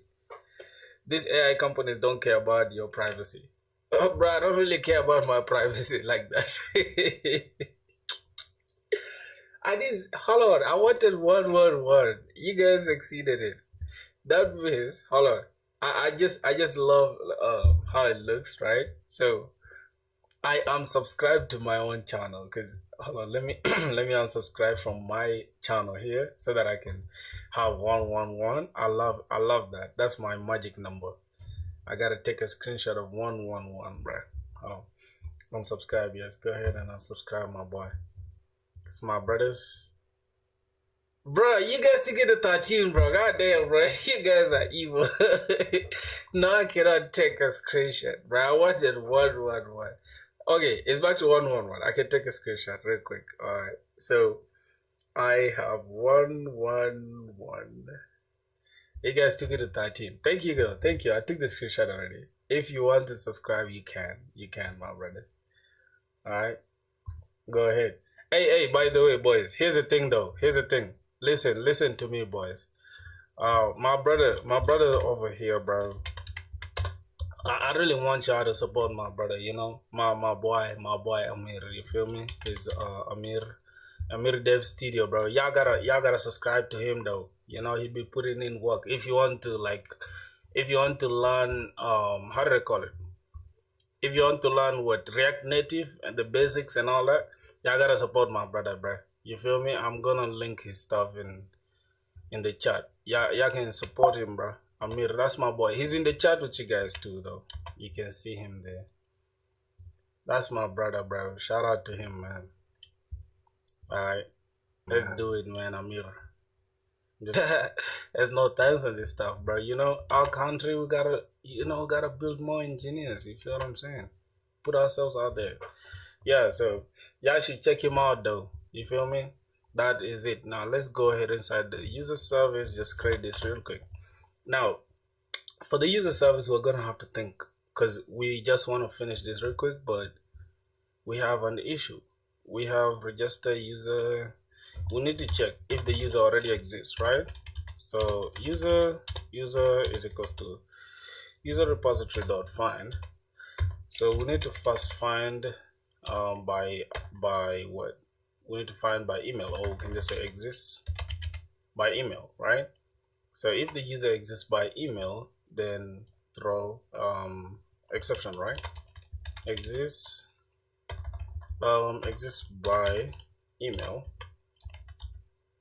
For some reason I can see it. Okay, it's just like this. If user service user repository dot exists Yep, by email. Yep, if the user already exists by email, then we need to throw a custom exception, right? Throw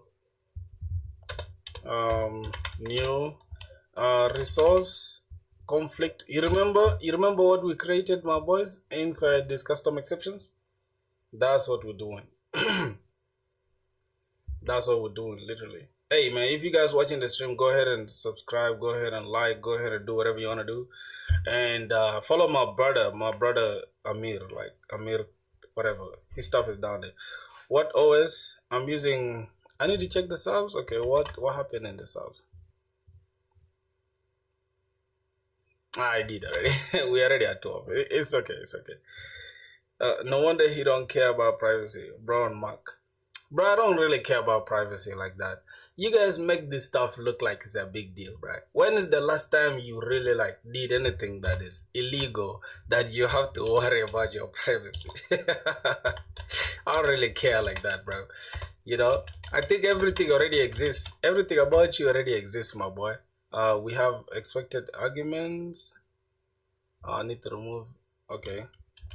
That is cool. Or else, if the user already exists, then we'll throw this conflict. If that's okay, then we can go ahead and. I'm currently learning Python Django. Don't you think? Wait, well, in India has a lot of software engineers. What do you mean by that? No wonder he don't care about using Mac. Wait. What's the reputation of MacBook that you guys gotta put it on my face like that? I feel like Mac is like the best operating system ever created. But Windows is good for gaming though. And nobody, you feel me? If you are like above 25, or I mean above 20, you shouldn't be considering buying a computer for the sake of it doing like playing games. Unless you are like a die-hard gamer. I'd say Mac gets the job done for sure. I'm currently learning Python Django, but kind of confused whether I should switch to Java Spring Boot. Don't switch if you're only switching because you're kind of confused. Don't do that. If you don't know the reason why you want to do Java, don't do it at all. Don't let Linux users hear this for sure, man. Especially Kali, not Kali Linux. No, hold on, Kali Arch Linux. Yes. When I see anybody that's using this, I just give them respect, man. Anybody I see using this, respect. If you use this and you're in the chat, bro, tell me. If you use this and you're in the chat, just let me know, bro. Let me know. That's a stereotype. I don't care about the stereotype. As long as you use Arch Linux, respect on that. For real. It's not a stereotype, dog. You see, only when you start using Arch Linux, that's when you will understand, like, damn, for real, there's a reason why they're respected like that.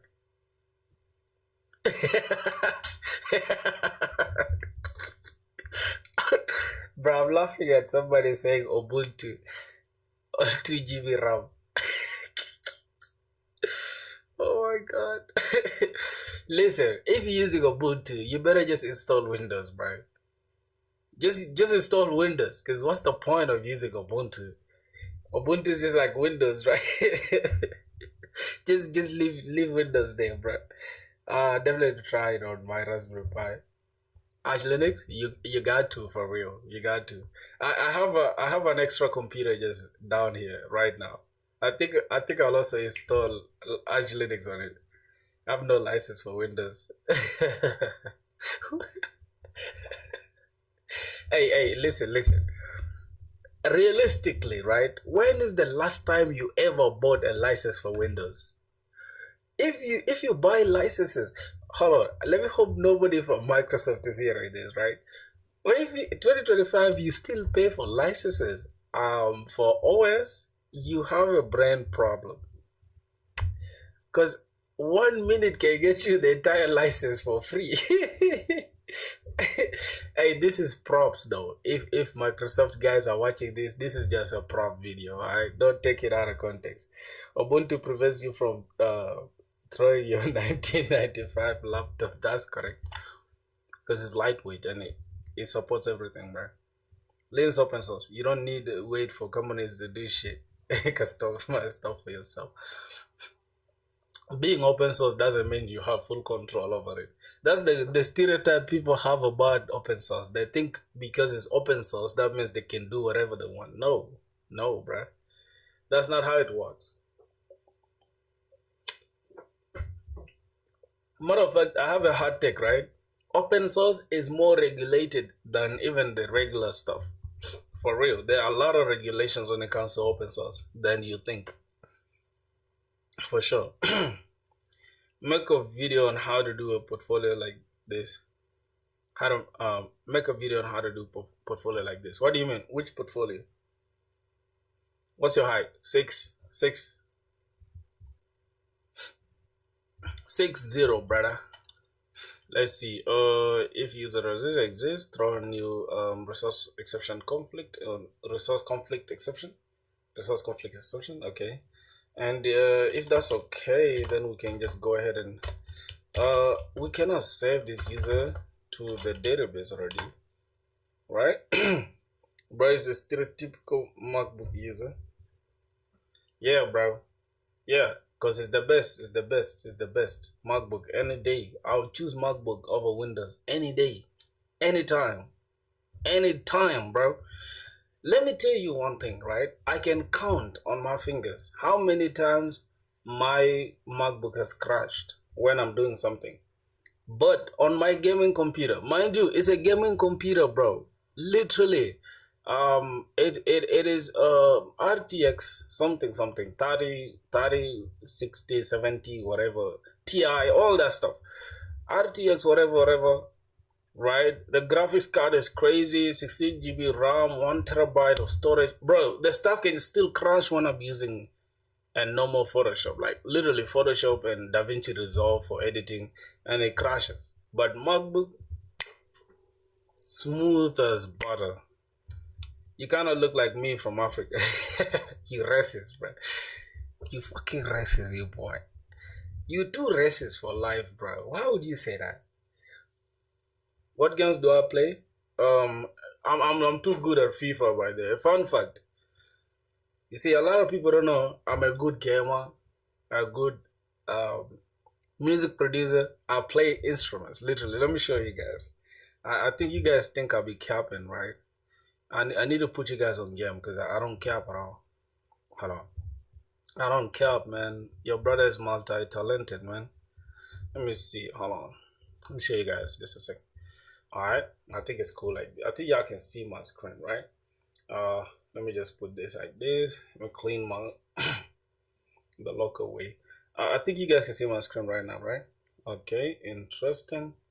Now, matter of fact, no, I think let me just show you guys like this, because I could show you guys from here, but y'all cannot see it very well, right? How should I do it? I need to do it in a way that you guys can see me and can see the screen, but it's cool.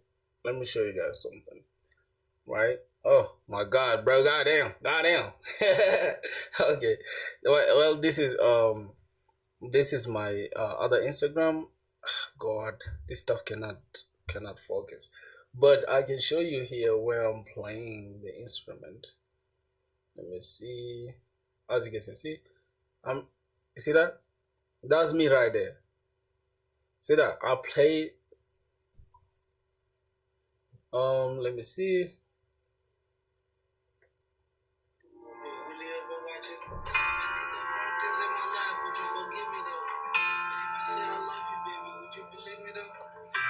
Yeah. So I play a lot of stuff, my boys. I do a lot of stuff. Make beats and all that. Yeah, so it's a lot that I do, bruski. It's a lot, man.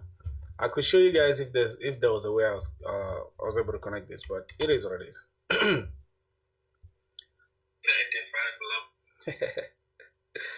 Okay. What did somebody say? What games? Okay, gaming laptops, dude. The real Illuminati's come. That's not even a lie, bro. Must have been the win, bro. The next Kanye. What is that? What do you mean by that? For real, bro. So that is the thing. Somebody is asking. I play FIFA. I play FIFA. I actually have a channel. Let me show you guys. I'll put you guys on game. Let me put you guys on game. I have another channel here called Gamer Filthy. Gamer Filthy. This is my channel. I started it some time back. Like, let me see. I'm gonna the most popular video is this. Okay. I guarantee you, bro, you will have 2,000 wins in this formation, bro. Trust me. After this video, if only you pay attention, alright, you'll have as many wins as you want. So, first and foremost, we reached, I think, level 20. Yeah, level 20. Boys, you can see, I literally have a channel, like gaming channel, which is crazy. I have a channel teaching people how to be good at this game. And I'm too good at this game, bro. Like, too good. Too good at this game, bro. FIFA, I'm too good, man. They say don't praise yourself, but I'm literally too good at this game. I can't lie to you, boys. Yeah. So that's the thing, though. Easier to predict this side, but if you outsmart your opponent and then just see that? Go with this player and then boom, this place is all empty. Now I can just go and explore. You see that? So I try to again. Y'all can see my boys. Like, you feel me? You're quite inspirational, bro. Killing everything. Hey, for sure, for sure. We're gonna get there, though. We're gonna get there. You feel me? I just took a little break from all the extra stuff because I want to get a job as soon as possible. You know, stop seeking validation and get a life. Who's that? Hold on. What's going on? What are you guys on, bro? Y'all should stop fighting in the comments, bro. Come on, bro. Y'all all my brothers, man. Stop with all that. Blue nuts, relax, my G. You're quite inspirational. Thank you, Rohit Singh. Alright, thanks, man. I don't know, for how long have we been streaming for, bruh? 3 hours. Interesting. Almost making it to 4, bruh. That's crazy. Thank you guys for chilling with me, man. Somebody said, I think, bro, you need some sarcasm classes. Why you guys dissing each other? What am I missing out on? I need to laugh, bruh. Yeah. So, bro, listen. Let me show you guys another thing. I want to put you guys on this too. Just give me a sec. YouTube. I want to put you guys on this too. So this is brought by Filthy. That means produced by Filthy, right? Because I make beats. I have like, I don't know how many channels. 512 subs. I have another one which is like brought by Filthy 2, something like that. If I'm not mistaken. No, this is that. Alright, let me show you guys this. This is my other channel too. See, this channel, bro. I just took a break from it, but this channel, like, we've been getting like crazy views. If you can see, they're all like in K's, bro. I've been getting like crazy views on this. Like crazy views on this. And these beats, I've been selling them as well, so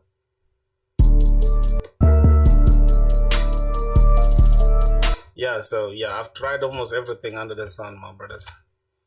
Alright, let's now see if the user exists. Then now we need to save the user to the database, right? So we can say first, not straight saving it to the database. Let's get the user as user. Okay, user is equals to user mapper dot to user entity that will pass in the DTO. But for some reason we need to import this. How many channels you have? Like 6 channels, like 6, literally 6. Now after that, after this, then we need to hash this password, user dot set password, then we just pass the password encoder dot encode, and then we get the DTO dot password. And after that, we need to just now create another instance of this user. Then we're gonna call it saved user to the database. Now we're gonna have the user repository. User repository dot save, and then we can pass in the user that we just created, not the user but the saved user. And what's going on here? Might not be instantiated. Which text editor? He tried everything, bro. What's your producer tag? My little sister, fun fact, my little sister came up with that tag, right? I mean, she didn't come up with it. I told her what to say, but yeah, it's interesting. I think it's like Filthy Rich, you made this one or something like that. Let me show you guys. This is also my channel, by the way. This is also my channel. Brought by Filthy3. I think this channel was also doing good some time back, 2 years ago. Yeah, I have a lot of channels, bro. Let me see if I can hear from this.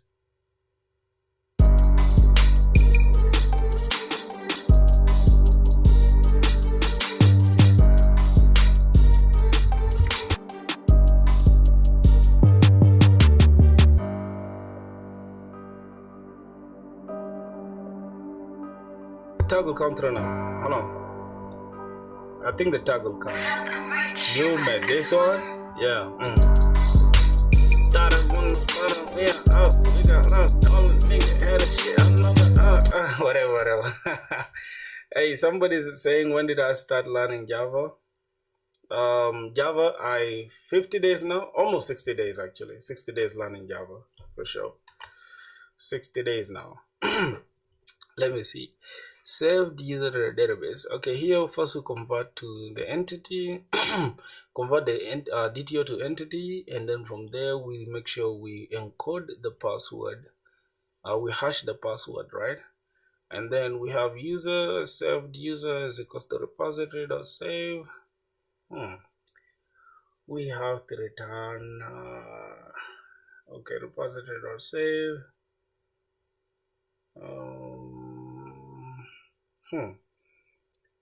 Okay, this is getting out of hand. So we first check if the user exists. After that, we make sure we convert this DTO to entity, and then after that, we make sure we set the password to this, and after that, we can just return our user. Okay, so we can have user as user or saved user. I think user saved or you saved user. It's okay. Let's just say user, then we call this saved user is equals to user repository dot save, and then we pass in that user, right? And then now we convert this saved user. We say return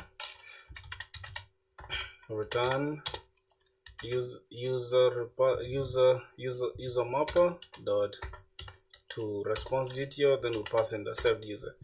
Now that's literally it, but we need to also I need to create this function, which is going to be, let me just take in this, and then this is going to be generate get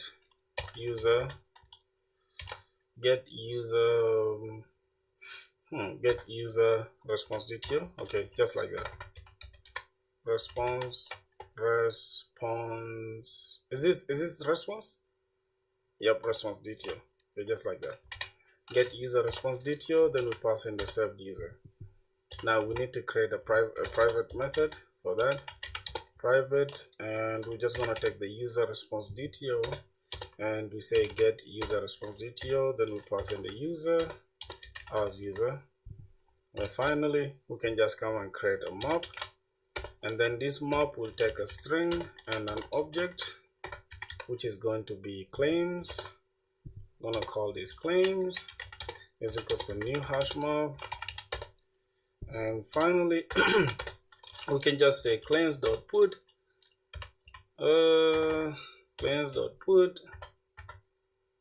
inside the hash map. Here we're just going to take in the email, and we're just going to pass in the user.getEmail, and that is that.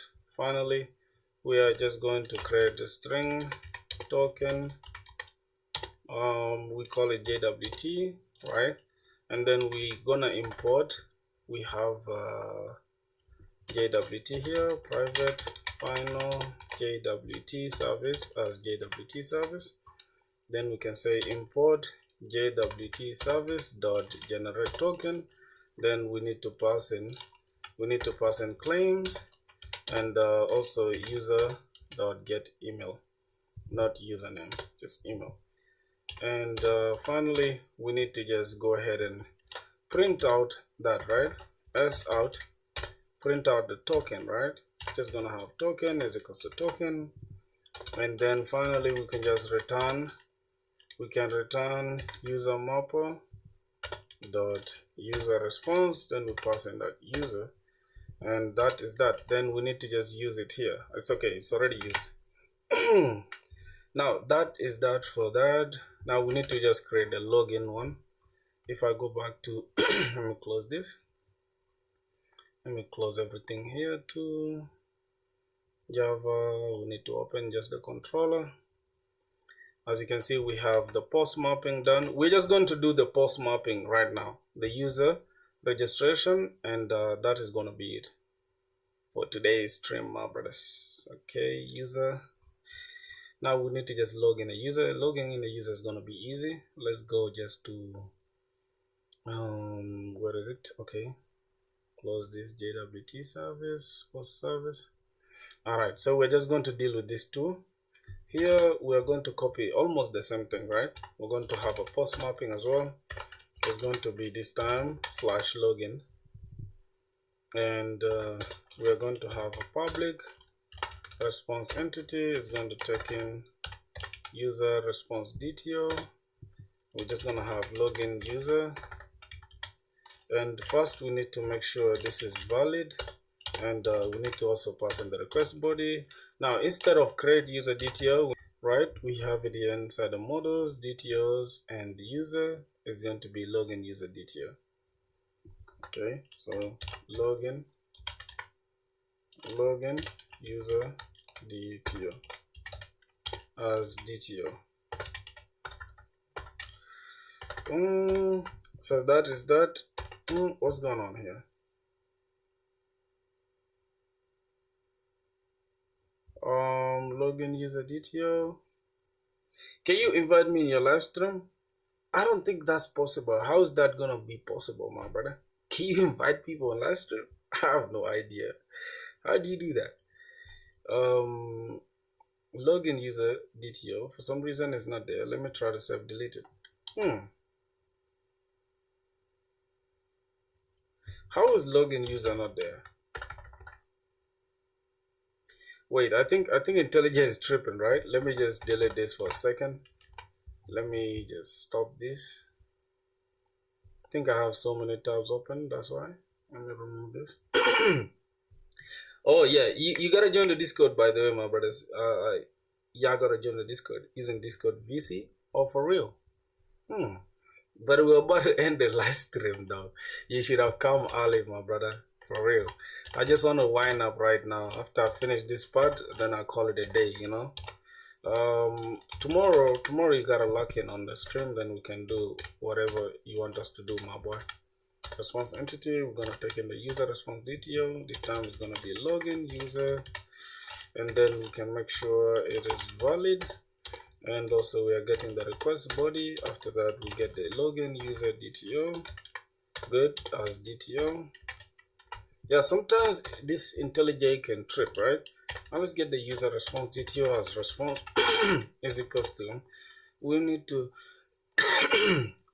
user service dot not register user but login user. Inside this login user we need to pass in the DTO, not double. Need to pass in the DTO, and that is it. Then we can just return response entity dot okay. Response entity dot okay, not status again. Dot okay, then we just pass in the response. Okay, and then we just go and build this. Alright, let me just go and build this. I'm gonna remove this, go here, just need to build this public user response entity, user response DTO, login user. We need to just pass in the login user DTO as DTO. Then here we can just make sure for logging in, right? I think for logging in what are the things we need to do for logging in? We need to check if the user already exists, because here we already have email already exists, right? But we need to first find out, do we already have that user? Is the user already logged in? After the user is logged in, we compare their passwords. Is the password correct? Is the email and password correct? I think checking for the password is better. Check for the password. Do the password match? If that's done, then we just sign in the JWT, and then that is it. Really, that's that. So let's just check here. We're gonna go and say user as user is equals to we can say user repository dot find by email. No, I can just say find by, right? Could be email or ID, right? But since we are dealing with email, we can just say dot find by email. Dot, I think find by email will make more sense. I don't know. Let's say find by, and then we can pass in the DTO dot email, and if that doesn't exist, right, or else we return, let me say, let's just say find by email. Then we can just go ahead and create that, create this inside the repository, and it's going to take this as an optional, right? Optional. All right, that is optional. What is this? Boolean. Oh, for the other one. Okay, fine. Let's check here, and then dot or else throw an exception if that doesn't exist, right? Or else throw an exception, and the exception is going to be new resource conflict. No, it could be resource not found, right? Then we can just say user, or we can say email invalid email. It shouldn't be this. It should be runtime exception. My bad. Runtime exception. Then we can say invalid email or password. Correct. Then we can just go ahead and now check for this. Say hey user, give us the user. If we do not have if the password encoder doesn't match what we have inside the DTO password, and if that password doesn't match what we already have, what the user gave us, and go ahead and just throw, we could say bad credentials, and then we say bad wait a minute. What are we doing? Jesus Christ, I'm mixing this. New, we need to throw new resource. My bad. This is resource not found, and then we can, here we're going to have user with that email doesn't exist. Just leave it like this.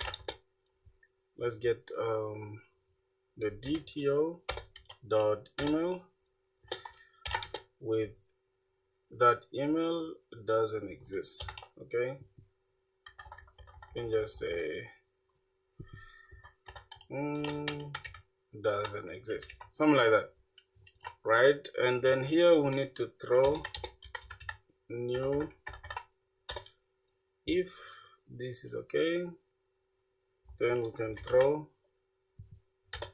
new runtime exception, and then we can just have invalid email, invalid password, or password doesn't match, invalid password. Now if that is okay, right, we have a user, we make sure we have a user. If that doesn't exist, then we just say hey, that email doesn't exist. We check for that user in the database if that doesn't exist, and also we check for the password if they match. If they don't match, then throw invalid password. Finally, we could actually create bad credentials here, right? It's not good to show that hey, the problem is within the password, so we can just say invalid email or password, right? I know we are checking for the password, but it's okay to be vague, right? And then finally here we can just save this, right? We say hey user response DTO, we save this, but first we need to sign this though. Okay, this is what's happening here. I think after this check, that should do it, right? Then we can just go ahead and say, hey, return get user response DTO, then we just pass in the user. Unless there's something we are missing out on, I think this should do it. Unless there's something we are missing out on, really, this should do it. First check for the password if that exists. We first check for the user's email. If that user with that email exists, then continue going. Then also check if the password they have given matches with what we have inside our database. And then after that, we just return the user response DTO. I think that should do it. Unless there's something I'm missing.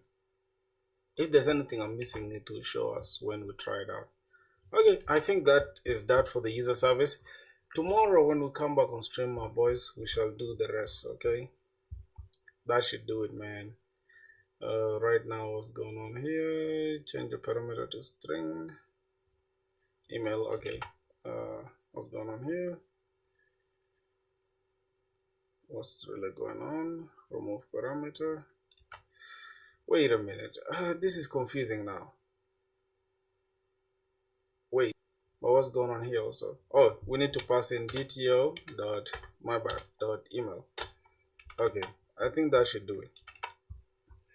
So now we don't have any issues. Tomorrow when we come back on stream, my brothers, we shall do the rest. Yeah, we've gone crazy today, bro. I swear to God.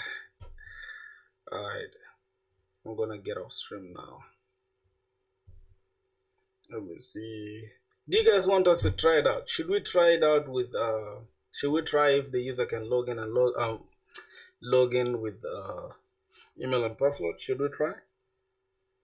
Or we leave it for tomorrow? I think we should leave it for tomorrow. Good night. Alright, let's leave it for tomorrow, my boys. I'm gonna get back tomorrow to the squad. Let's get it, man. We've done a lot today, bro. Promise you. Show. Damn. Let me go to YouTube. 3 hours, bro. Interesting. See you guys tomorrow, my boys. And yeah, appreciate you guys for watching, bro. Let's get it.